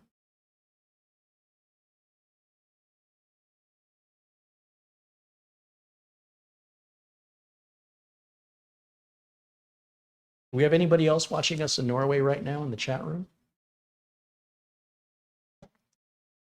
Let me go back over to the computer here. Is it done updating yet?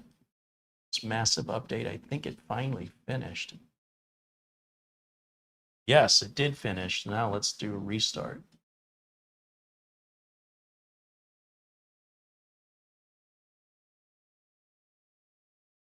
Well, it restarts. I'll just put myself in a corner so we can keep an eye on it once I figure out, grab the right window first. All right.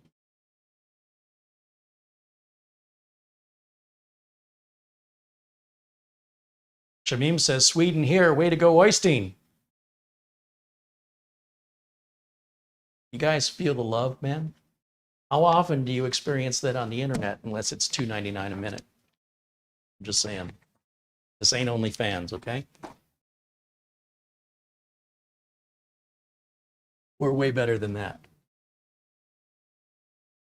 Unbelievable. Unbelievable community we have here.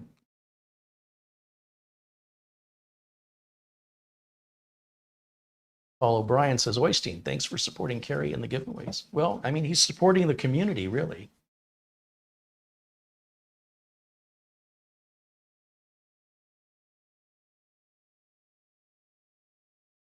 And I want to, again, John Jack Wilson, our buddy, our friend Peter Laycock, who we call Buster, John Wilson, who we call Jack, folks like Frankie B, Luke Greenia,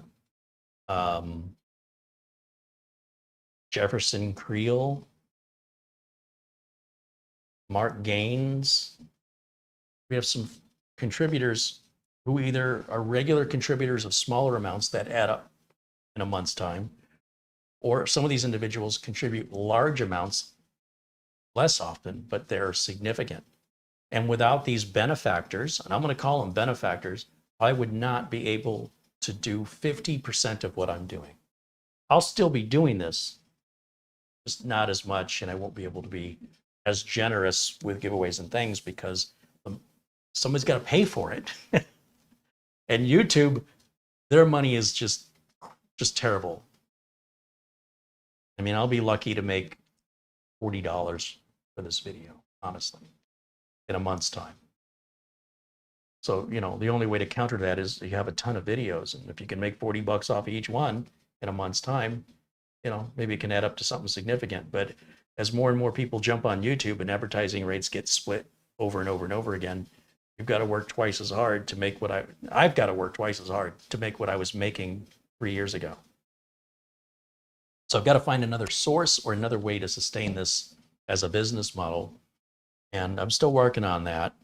We have a handful of sponsors that enable us to do this without being heavy-handed and requiring us to say certain things or sign any contracts. And one of those are the Windows and Office license keys that I use here.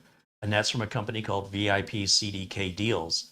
And you can get a Windows 10 Pro license key for $15.90 after using my coupon code, which will give you 30% off the regular low price. And I have a little image here. And I don't know if these prices might be off by a few dimes or pennies, but they should be pretty close for VIP CDK Deals. Yeah, so the Windows 10 is $15.90 last I bought it.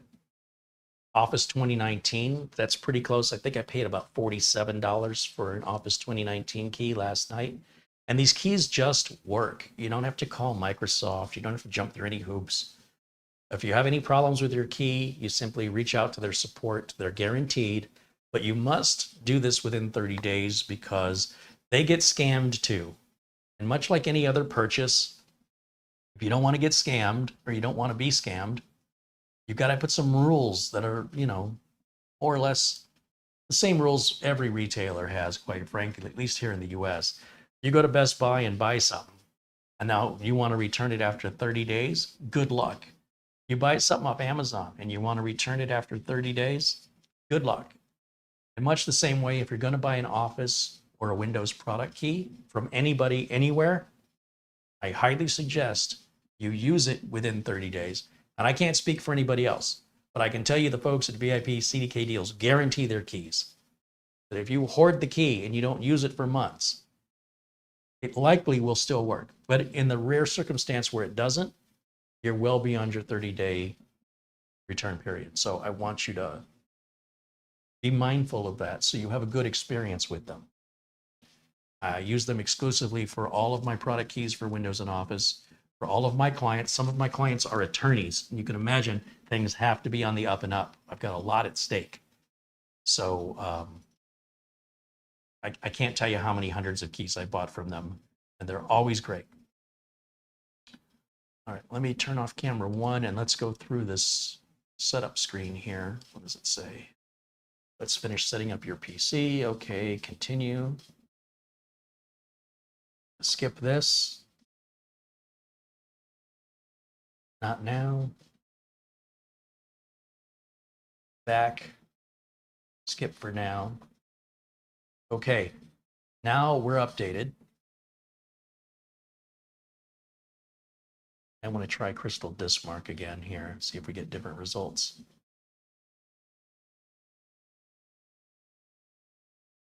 Let's just do the two top tests here.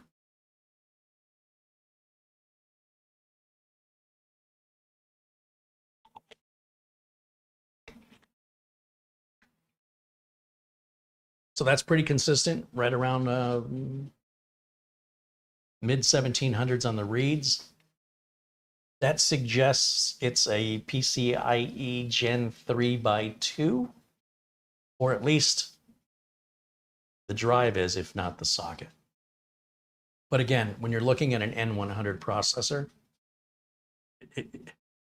all things being equal, it doesn't make any sense to have a rocket ship of a drive with an entry-level budget CPU, right? It's just not balanced. So this still feels really balanced to me. But the read speeds, something's going on with our read speeds. It's not quite right and has me a little concerned. I thought perhaps that was occurring because of the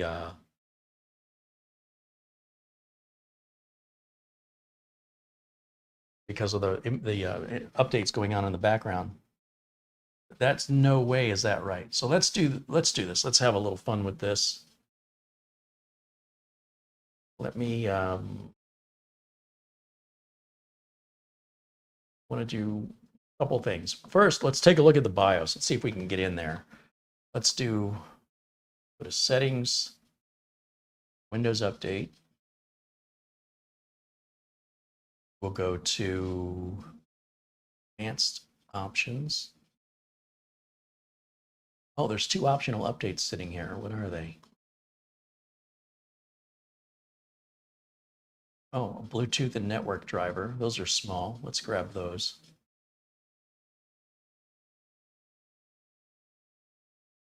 And then as far as advanced options,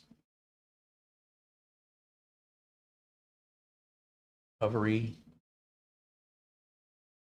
advanced startup, restart now. Say restart now. That means we're going to interrupt those updates. They're not. We'll get those a little later. I want to get in the BIOS here. Usually you can hit delete or F2 during startup, but you can also just do it this way as well. As this restarts, it's going to ask us what kind of restart we want to do. And one of the options should be to just restart into the BIOS. So we'll go to troubleshoot, advanced options, UEFI firmware settings. Now when I hit restart, that should take us into our UEFI BIOS without me having to press any keys and get all the timing just right. Okay, so here we are in the BIOS. And not much information here, just sort of an overview of everything. Go to advanced, we've got connectivity configuration, advanced settings. What does that do? Oh, wow. Yeah, I wouldn't mess with any of this if I were you. No Wi-Fi stuff. Lots and lots and lots of Wi-Fi stuff. Holy cow. I absolutely would not mess with that. Trusted computing, that's going to be our TPM and everything there, right? Yeah. Good, good, good. Let's go down here, ACPI settings. That's your sleep modes and whatnot. Hardware monitor, that's just going to show us fan speed, system temp, wake settings. I don't care about. All that looks fine. I wouldn't change anything. Network stack. I don't want PXE boot. Well, we have a Kioxia Xperia SSD, 1 terabyte. I don't know who makes that. And it doesn't tell me what mode it's in. But it is NVMe. We've got an Intel i225V controller, so that's a 2.5 gig LAN port. Good to know. I was going to check that and forgot. And under chipset, PCIO configuration,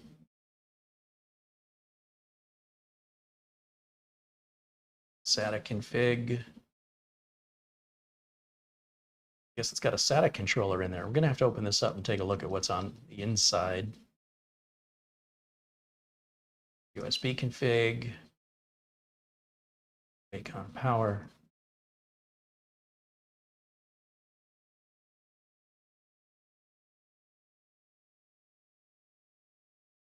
Now you can set security on here.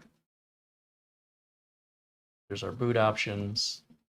What I want to do is I want to load the defaults, restore defaults here, just in case something got wonky in the BIOS, and then save that. And then when we come back up, I want to run Crystal Disk Mark one more time just to see if something in the BIOS needed to be massaged.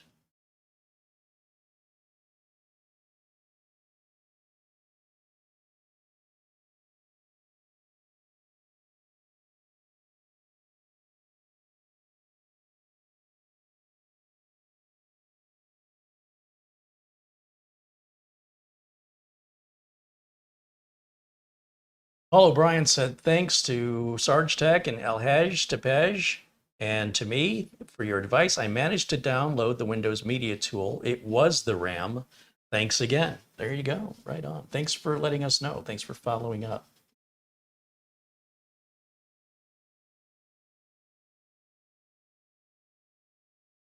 And okay, let's see. Crystal Disk Mark again.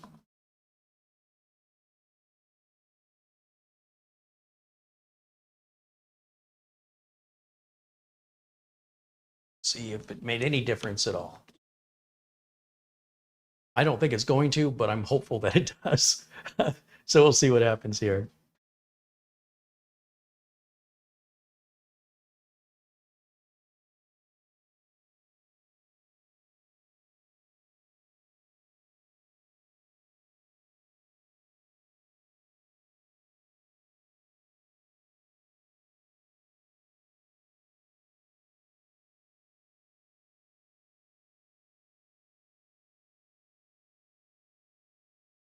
Okay, let's see what numbers we get on our writes now. Will it be different? Will it be more of the same?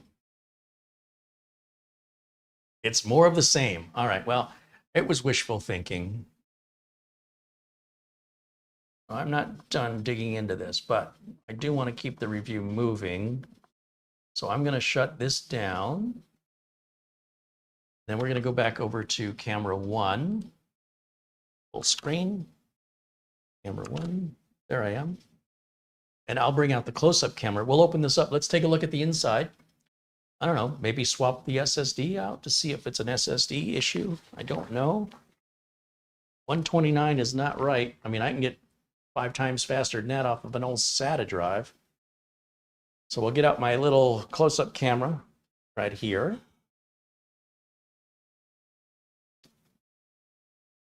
And let's turn this on. Figure out which button is the on button. And then we'll grab, let's see.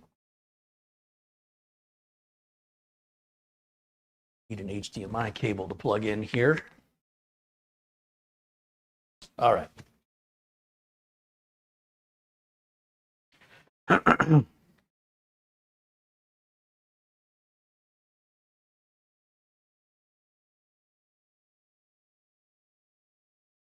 Then I'm going to move this out of my way.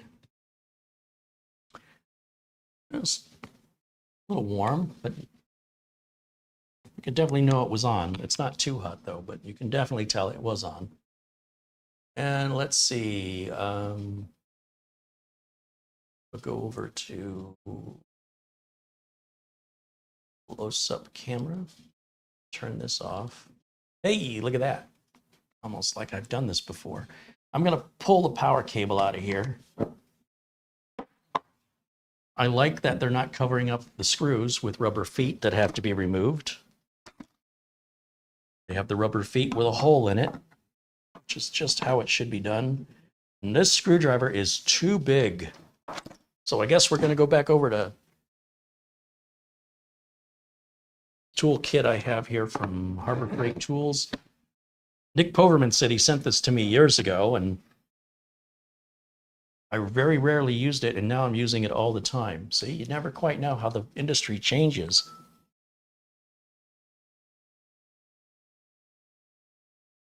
I see David Bauer has emailed me. Guys, please include your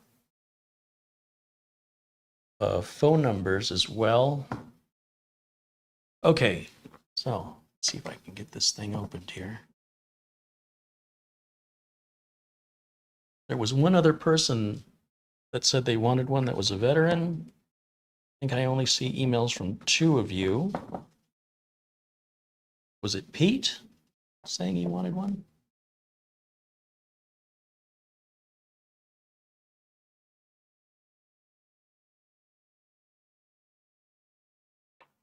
So I've never been inside of this before, and the person who asked, is it Sue Cool? What the bottom looked like? There's the bottom. And then I guess we can just stick something in here to lift it up.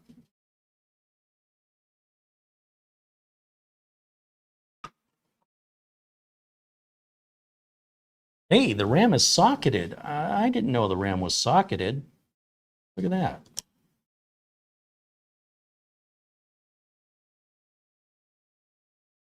I guess you can do your own RAM upgrade if you want to. Single channel, of course.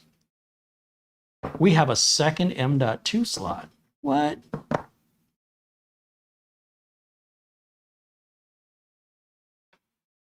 Now this M.2 slot is smaller. It looks like it's a 2242. Let me step over here and get one of my 2242s. Is that second slot NVMe or is it SATA? Just curious if this will fit in here. Oh, would we go that way? No. This must be SATA. Interesting. Oh, wait a minute. I think this one is SATA. I can't read it. Maybe you guys can read it.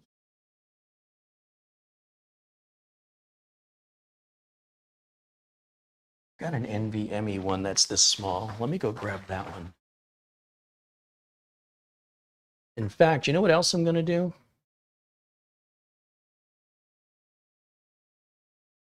I'm going to grab another M.2 drive here.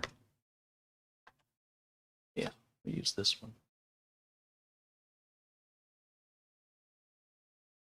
Let's try a few things. I'll set that one aside. So I've got this. Oh, this is SATA. The other one is NVMe. This is SATA. Okay. The SATA usually has the two cutouts in it, but not always. You notice two notches at the end of the connector.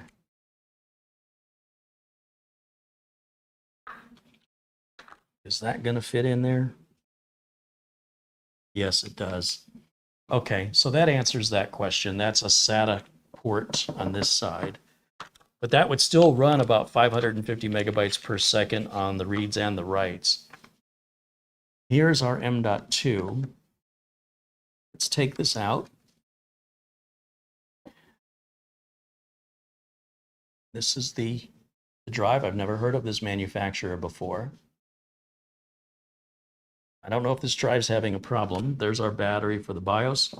There's our Wi-Fi card. So if you wanted to upgrade your Wi-Fi to Wi-Fi 7 or 8 or 9 or 10, whenever that comes out, your two antenna wires, and I guess you got to take the standoff out, and that's often located underneath the M.2 drive on most mini PCs.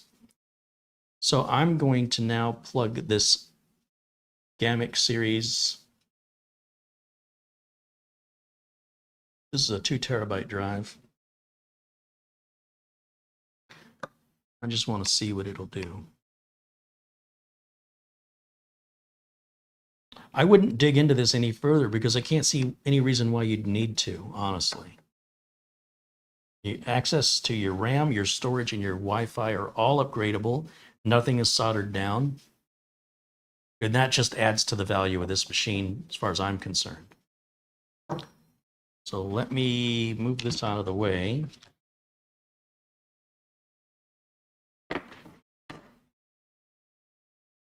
And then we can clone this drive by putting it in an enclosure.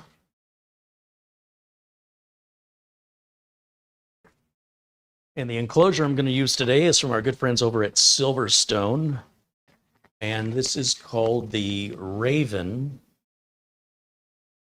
And the way it works is you just push in on it. It slides out. And you take your SATA or NVMe, works either way, put it in there.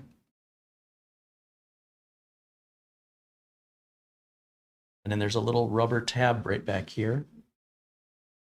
Pull that, bend it back, and then push the drive down. And it holds the drive in position for us. It's that easy. Then I can slide the cover back on, or I can leave the cover off, whatever. We're done. Now here we've got a USB Type-C to Type-C cable. I need a Type-C to Type-A cable because this computer, as we previously discovered, does not have any Type-C USB on it. No big deal. Just happen to have one made by Silverstone, USB Type-C to Type-A. Plug that in here, and we'll literally use any USB port here. And then I have an Acronis 2021 Rescue Media, which I can plug into another USB port here. We're out to the front, I guess. I guess This is just taped. These little vents here, I just squeezed it.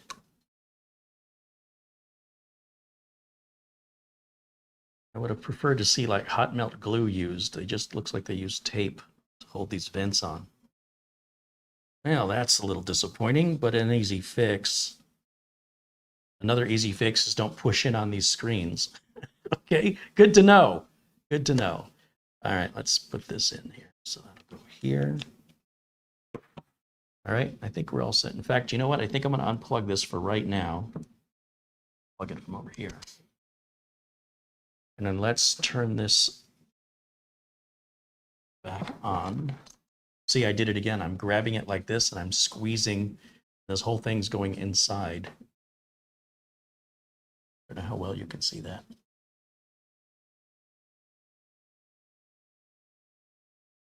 All right.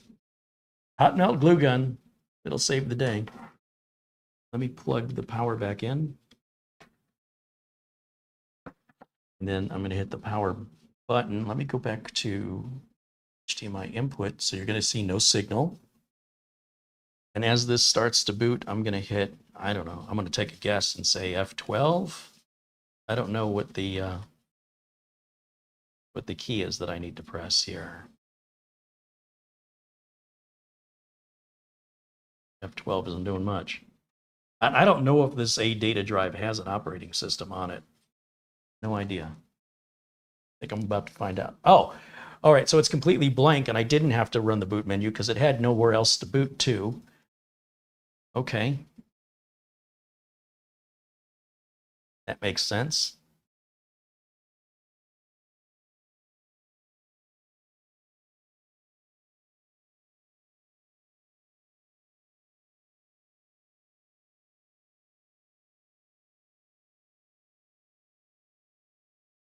Oystein says, I have the same issue with my system. The included SSD that came with the device writes around 300 megabytes a second with 1700 megabyte reads. And the SSD I added has 3400 meg reads and 2800 megabyte writes. So it suggests to me that maybe something's wrong with the drive. Oystein says, don't break the giveaway. Well, we may not be giving this one away. We might just order them on Amazon, right? I mean, you've more or less covered the price of two of them. All right, so now our Acronis rescue is started. So I'm going to grab the USB cable, plug it in now, because I didn't want the machine to accidentally boot to the other thing there. And then I'm going to do Tools, Clone, Automatic, Next. It only shows 2 of the 3 drives because the drive I just put in there is empty, so that obviously cannot be a source if it's empty. And which drive is it? It's going to be the Raven, because this top one is the boot USB, the SanDisk flash drive that we booted from. So this is our Raven here, connected to USB. That's going to be our source. That's the original drive. We'll hit Next.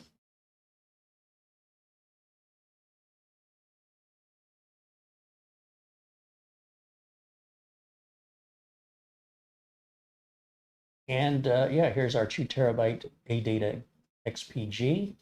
Next. We're going to replace the disk on the machine. Next.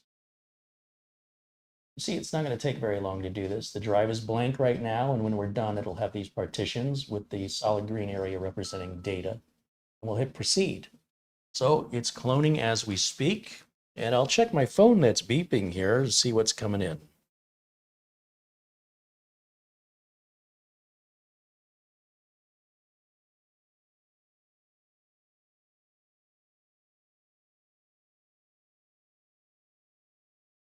Somebody named Larry has emailed me. I don't recall that I asked 3 individuals to email me, right? I asked Pete and David and Randy. So I get a little frustrated when I offer something and people don't follow the instructions. I also don't know who you are. Your email only says Larry. You've not identified your username. You've not identified your last name. You've not identified any of the information that I've asked everybody else. So please, folks, please don't discourage me from the giveaways by cutting in line or not following the steps.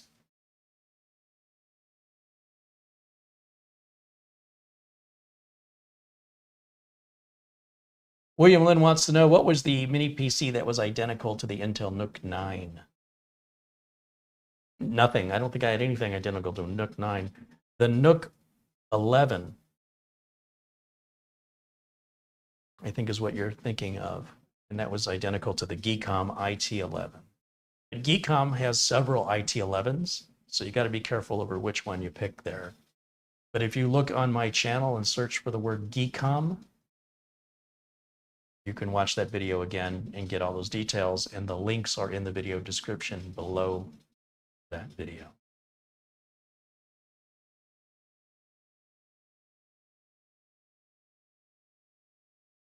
Larry Wood said, Carrie, it wasn't me. Yeah, we got a lot of Larrys in the chat room. I don't know. It's just not the way to reach out to me, folks. You must identify who you are to me. That means first name, last name, where you live, and why you are emailing me. I have over 381,000 subscribers. So unless you and I have spoken on a regular basis, I likely have no idea who you are. Well, I realize you feel you know me. You need to understand I don't know you. So please keep that in mind. All right, that was a quick clone, right? So we'll click OK. And now I'm going to turn the unit off by holding the power button in. Okay, so the power is off. And back to that close-up camera here for a second. Let's unplug. Whoops, I just turned it on. I didn't want to. I want to see, when I grabbed it like this, I hit the power button. So I'm going to take my, I keep hitting that button, but at least I've unplugged it. It was in there tight. That's my Acronis Rescue. I'm done with that. So I'll put it back. And then the Raven, our original drive is in here. We'll unplug that. Set it over here. Now, plug this in and hit power. And we'll switch back over to HDMI input. See what it looks like. LRCX, sorry, it was me. I got called away. Oh, yeah, see, I had no idea. And then haven't you already received something from the channel, Larry? Didn't I already send you something? I'm trying to focus on folks who haven't received anything yet. Woo, holy cow, that booted up fast. All right, let's go to full screen on here. And let's go to still this mark.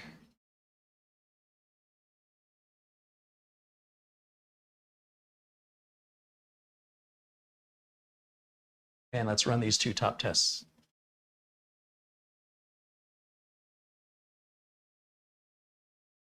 Larry says, I got called away when you had explained how to enter. All you have to do is rewind the video, Larry. There's no excuse for that. The video can be rewound while it's live. You do not have to ask me to repeat myself. You don't have to ask for any clarification. All you have to do is drag your mouse across the bottom of the video and see what you've missed. Please have some consideration. I would appreciate it. We have hundreds and hundreds of people watching. And you can imagine what a burden that would become if everybody else did that. So, okay, now we're at about the same read speeds. So it looks like it's PCIe Gen 3x2. And that looks like you're going to hit about 1800 maximum on this on reads and writes. So it does seem pretty clear to me there's something wrong with that solid state drive that was included here. And if I had ordered this from Amazon and it was doing that, I would send it back to Amazon. I wouldn't try to fix it. I don't think you should try to fix anything that you bought brand new. That's what warranties are for. Don't open it up. Don't try and fix it yourself. But it does answer the question of what generation port this is. So I feel pretty confident that we have established this is PCIe Gen 3 by 2, so it's only going to run it by 2 speed. That is really, really hot. Almost burned my finger. This is a SATA only port that's going to fit a SATA 2242. And of course, our RAM is upgradable there. And the Wi-Fi card is also upgradable, and the battery is replaceable. So you never have to open this beyond those 4 screws. There is no area here for a 2.5-inch drive. So if you want to add more storage, I'd recommend do it through the USB port. But I'm surprised that this RAM isn't soldered down. I really thought it would be at this price point. So that's impressive. All right, let me go back now to the HDMI input screen, and let's go ahead and shut this down. Shut this off.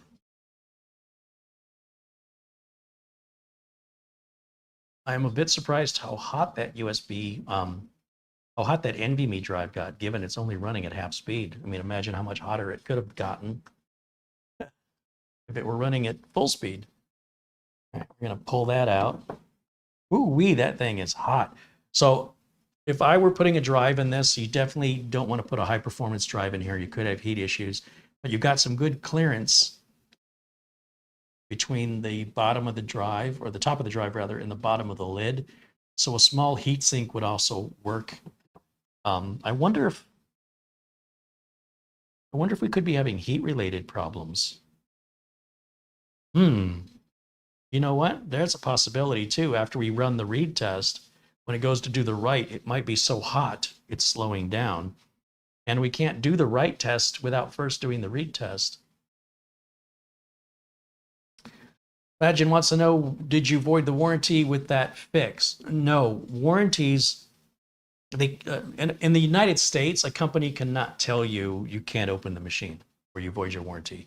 Even if they have a sticker that says warranty void if removed, that's unenforceable by law in the United States.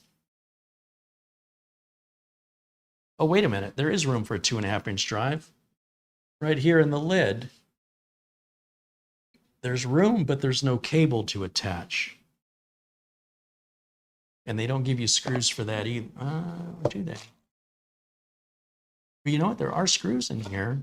So how would you attach it, though? I don't see any way to attach. Like, I don't see a connector to connect to here. So even though the lid, and I'm sure they use this case on other models, the lid does have a place for a 2.5-inch drive here. But there's no cable included in the box, and there's no connector to plug a cable onto. So bear that in mind. You're going to be very limited in upgradability, but that's true of any sub $200 mini PC. That's universally true. All right. Yeah, this drive is super, super hot. That's crazy warm. Okay. Let's take the original drive back out, put it back in. In fact, I think we're going to trade places. I think I'll go ahead and put this one back in.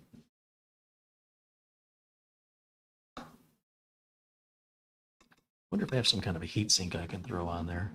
I'm going to take this one and put it in here because I'm going to reset it again and put it back on my shelf, and I don't want it to have an operating system on it.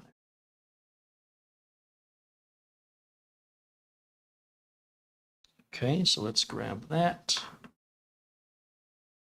Put that away.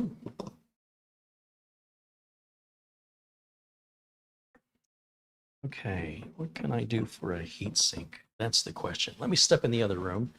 Oystein with 150 Norwegian krona contributed in Super Chat. Very generous today, Oystein. Thank you so much. I'm not a fan of using heat sinks on NVMe drives. A lot of motherboards already have them built in.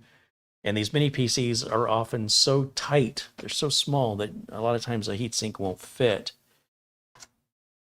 And I did have one at one point for testing, and I don't know what I did with it. I was kind of hopeful that I would find it here. Yeah, it looks like I'm going to be going on Amazon and ordering one.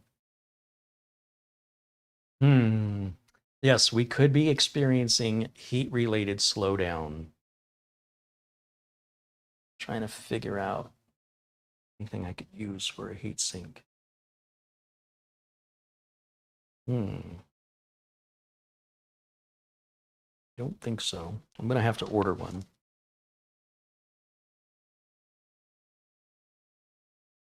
Okay, well, enough of that. Did I get that tightened down correctly? Yeah, it's good. Now, these little rubber feet on the bottom, they do come off. Just be aware of that. You don't want to lose it. And then which way did this go on? Did it go on this way or did it go on that way? This way? Which way did I take it off? Don't remember which way this came off.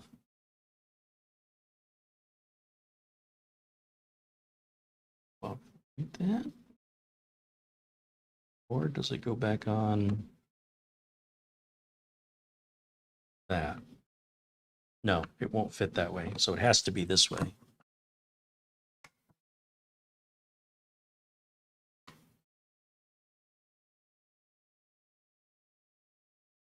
The good news is, normally under regular usage, you won't be doing a big sustained right followed by a big sustained read followed by a big sustained right, because each one of those will heat up the drive, and so performing one immediately after the other isn't really representative of real world use. So likely this does write much faster if we just didn't do that massive read first. I think there's a way in Crystal Diskmark that we can tell it just to do the write test. So let me fire this back up now that I've got it back together.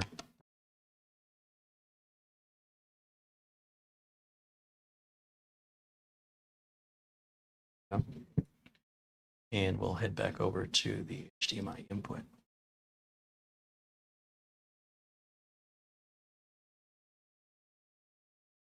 Move this overhead camera out of my face because it's in my way. Do that for the boot.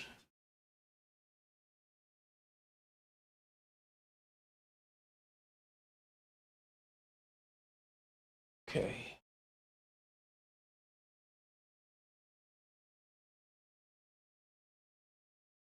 And I guess I'm done with these tools. Set all this aside.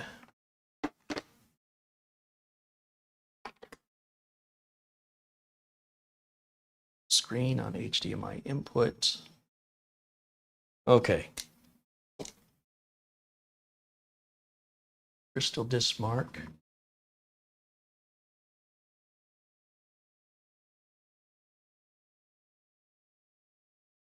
Let's go to settings.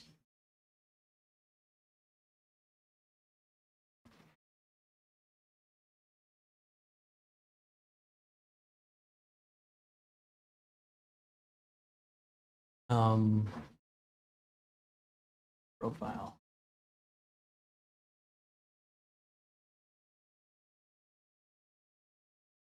Right.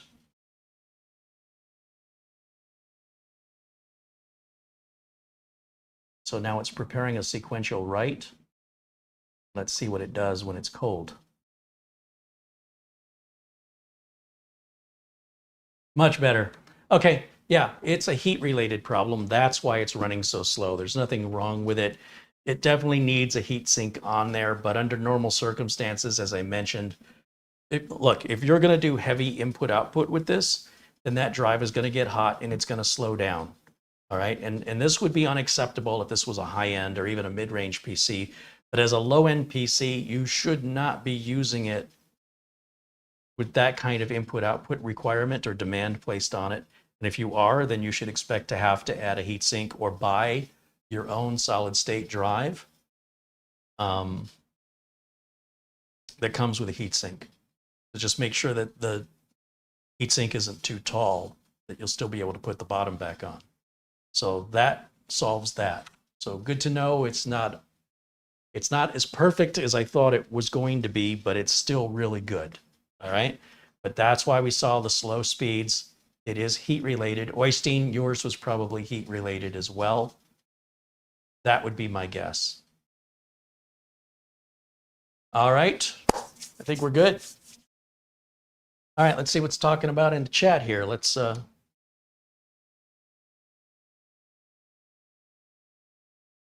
Zvi says the Kioxia Xeria G2 is rated at 2100 maximum read speeds, 1700 maximum writes. Well, this thing's not going to go any faster than about 1750. That's based on the device itself. So, yeah.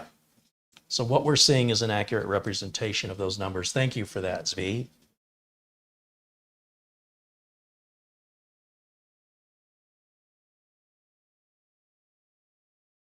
Oystein said Oystein was a famous king in Norway 1200 years ago.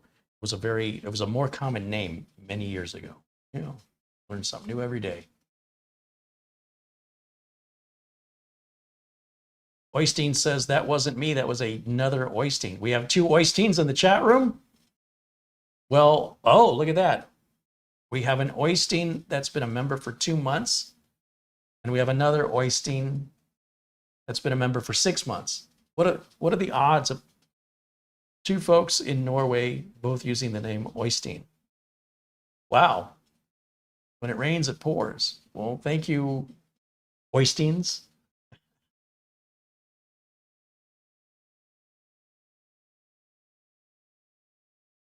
Larry said he hasn't received anything free. He bought a mesh system from me.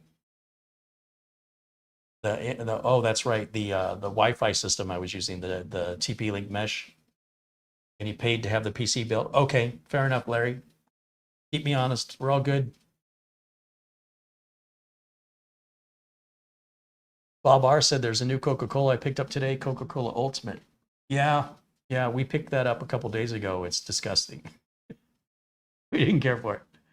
Michael Dane says, greetings all. Sorry I'm late, Professor Holzman. Well, we're just glad you showed up, Michael. Thanks for hanging out with us today. You know, Michael Dane, he's the man.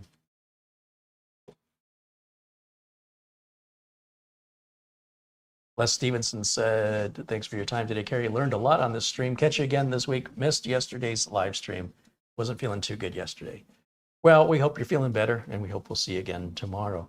I will be live tomorrow at 1 o'clock with a review of the Chewy mini PC. And then Friday at 1 o'clock, live again with the Minis Forum NAD9.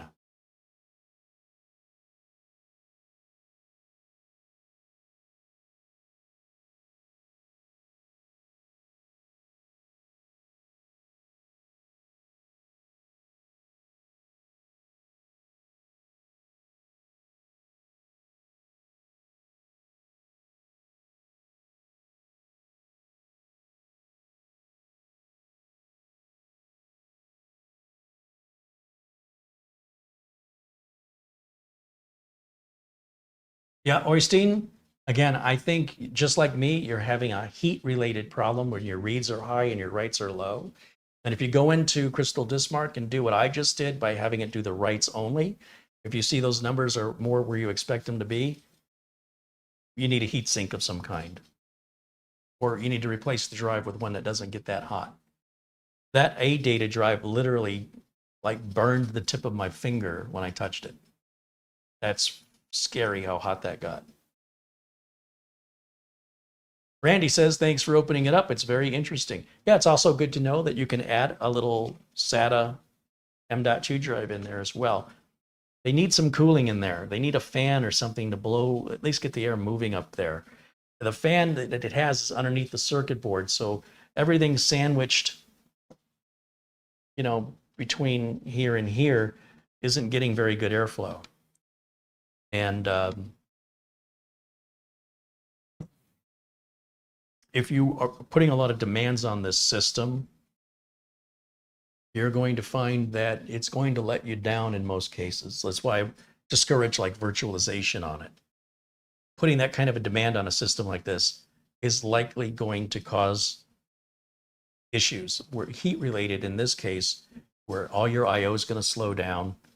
Anything that's basically between the circuit board and the bottom panel, it's got no airflow other than these open vents, which we discovered are just taped in place. I still think for the money that they're charging for this, you're getting a lot of computer. You're getting the Windows operating system, Windows 11 Pro, just by itself is $40 less than just the operating system from Microsoft. So anything you're getting above and beyond that's just icing on the cake, which is one way to look at it. It's not a perfect machine, but I've built $2,000, $3,000 computers that weren't perfect machines either. So I think it's important that we understand what we're buying and we understand what to expect from it so that we're not upset with our purchase. I think most reasonable people that would use this, like as a home theater PC, something like that, would be very happy with this. I think for light, internet usage, browsing, everyday normal email, stuff like that, fine. If you want to start encoding videos, ripping DVDs, doing stuff like that, it'll do it. But it's going to get hot and it's going to slow down. You can replace the SSD and get something with a heatsink or buy a heatsink and add it. But if you take all the money you're spending and all the time you're investing and just put that into buying a better mini PC that would be better suited for your tasks, you'd save yourself a lot of trouble, grief, and guessing and gambling. Just get the right tool for the way you want to use it. Don't try and take something cheap or inexpensive and then use it on a high-end task, unless you just enjoy that kind of frustration, in which case, don't let me get in your way. I wouldn't do it. That's why we have so many machines, processors, storage options, RAM options, and operating system options, is to meet the needs of each individual. So have reasonable expectations based on the amount of money you're spending, and understand that if you're going to force a budget machine to do high-end machine work, it's going to be very slow. It's not designed for that type of use. Oystein says, yep, now I get more than 1,300 megabytes per second write speeds. Thank you, Carrie Holzman.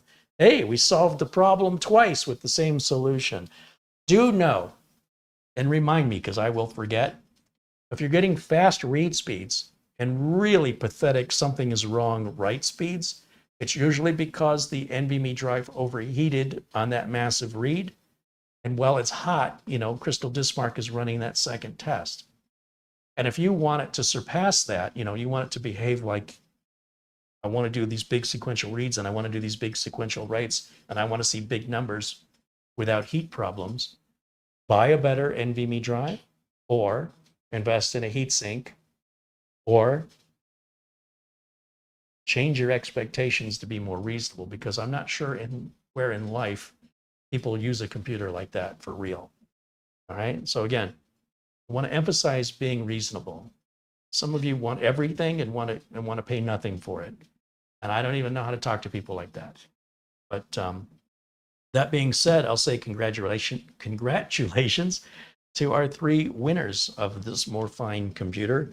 And as a reminder, they were David Bauer, Randy Robluski, and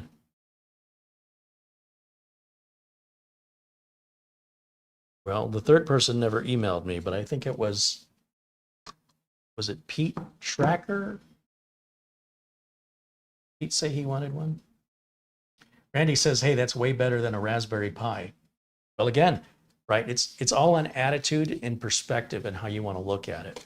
Somebody comparing this to an i9 13500, or I'm sorry, an i5 13500, just the chip itself costs more than this whole computer. You still got to get a motherboard, RAM, storage, power supply, case, and operating system. So they're not fair to compare them. Troll McTrollington contributes $6 Canadian. He says, when my NVMe drive got too hot, it started to read like an SSD. I instantly bought a heatsink and solved my problem thanks to you and Adam Ant IT. Right on.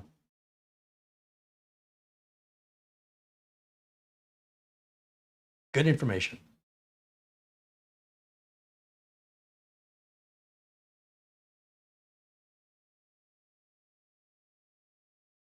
And thank you for the contribution, Troll McTrollington. Oystein says community hug. Right on. Back at you, my friend. George Armstrong says great stream and generous chat. Right on. Thank you to Morefine for submitting the computer for review. If you want to see how this computer performs, you want another content creator's view on it.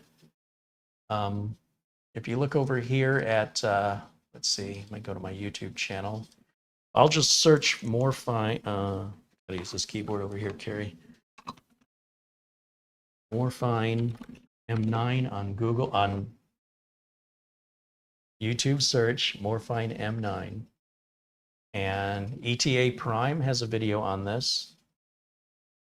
And RobTech. Now, I personally prefer RobTech, although ETA Prime is also excellent. But I just enjoy the sense of humor that RobTech has. ETA Prime is kind of dry. But that's okay if you're into serious stuff all the time. But let me go over to my window capture.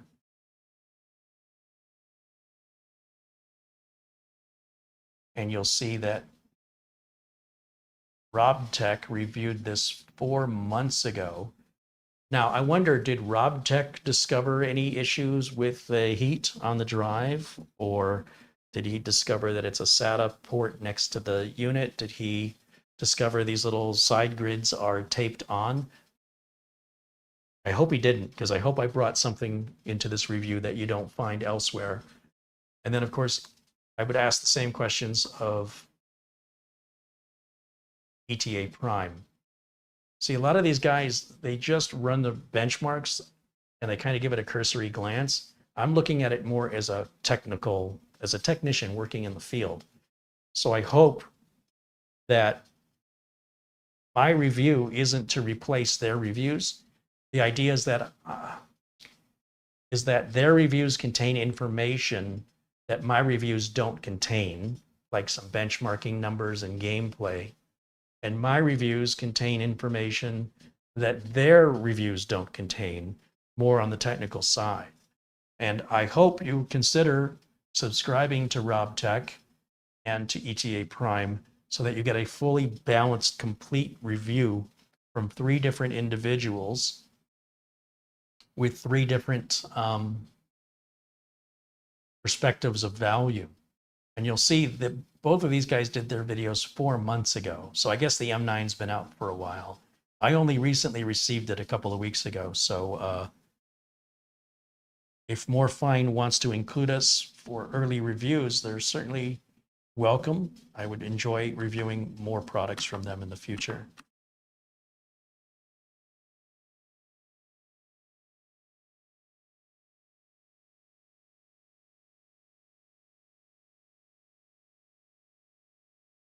John Williams says that guy from Canada, Dawood, is so fun to watch. Thanks for sharing. He is fantastic. Dawood is so down to earth. So many nerds and geeks like me treat this so seriously. And it just upsets me because at the end of the day, there's a time for seriousness. When I'm working for my clients and they're paying me by the hour, they're not paying me to joke around. And if they've got a problem, then as long as that problem exists, it's costing the company money every minute. They have to linger with that problem. So things get really serious.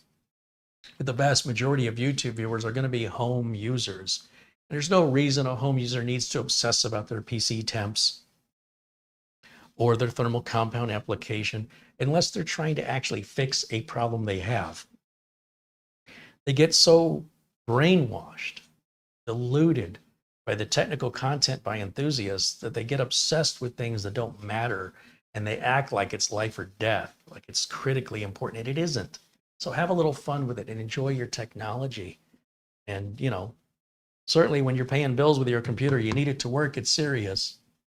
But computers can be a lot of fun and they don't have to be so serious. And I'm noticing the lid on this is a fingerprint magnet. It's this glossy piano black. And camera's going to pick that up. But it's got my fingerprints all over it. At least it's easy to clean. I wish that was matte black. Well, we'll chalk that up as another thing I wish. I wish these screens were glued down. I wish the NVMe drive didn't overheat. Wish the cover was matte black instead of glossy black. I wish I had a USB Type-C port. And you can have all those wishes. You just need to spend another $100, $200 and you can get there. For what you're getting for the price, it's an outstanding value, and I'm going to stand by that. And I think if it's used in the way that it was designed to be used, it'll bring you many, many years of rock solid, consistent, dependable, what's another word? Reliable service. I just think it will, if it's being used the way it was designed to be used, it's going to bring you many years of being very satisfied with it. The minute you start using it for things that it wasn't designed to do, you start getting too demanding on this, it would be very understanding for you to be upset at it because it wasn't designed to do that. It was unreasonable for you to do that to it. So, you know, it may be that a sub $200 computer isn't going to make you happy, period. So why even go down that lane and make me miserable or shout out at the chat room about how terrible a machine is because you've abused the heck out of it? Please don't be that guy. And I think as long as you're reasonable and you understand what you're buying and you use it the way it was intended, you will be happy for many, many years with that purchase decision. And if I'm wrong and your experience is that you are using it the way it's designed and it's letting you down, please let me know how it's letting you down. I'd be very interested to hear your story. And you can leave your comment in the comments below this video. Thanks to all my friends in blue and in green for joining me today. All the folks in white, I hope you'll soon be blue or green. I hope you'll continue to join us in future video streams. Thank you to the folks at Morefine for sending the unit to us for review. And I want to say thank you to all the contributions, especially Oystein, for enabling us to give away 3 of these instead of just 2. Or instead of just 1, we're giving away 3. And a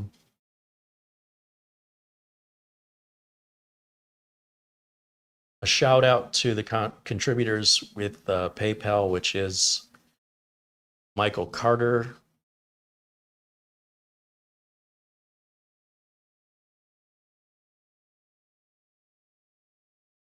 just Michael Carter in PayPal. I thought there was a second one.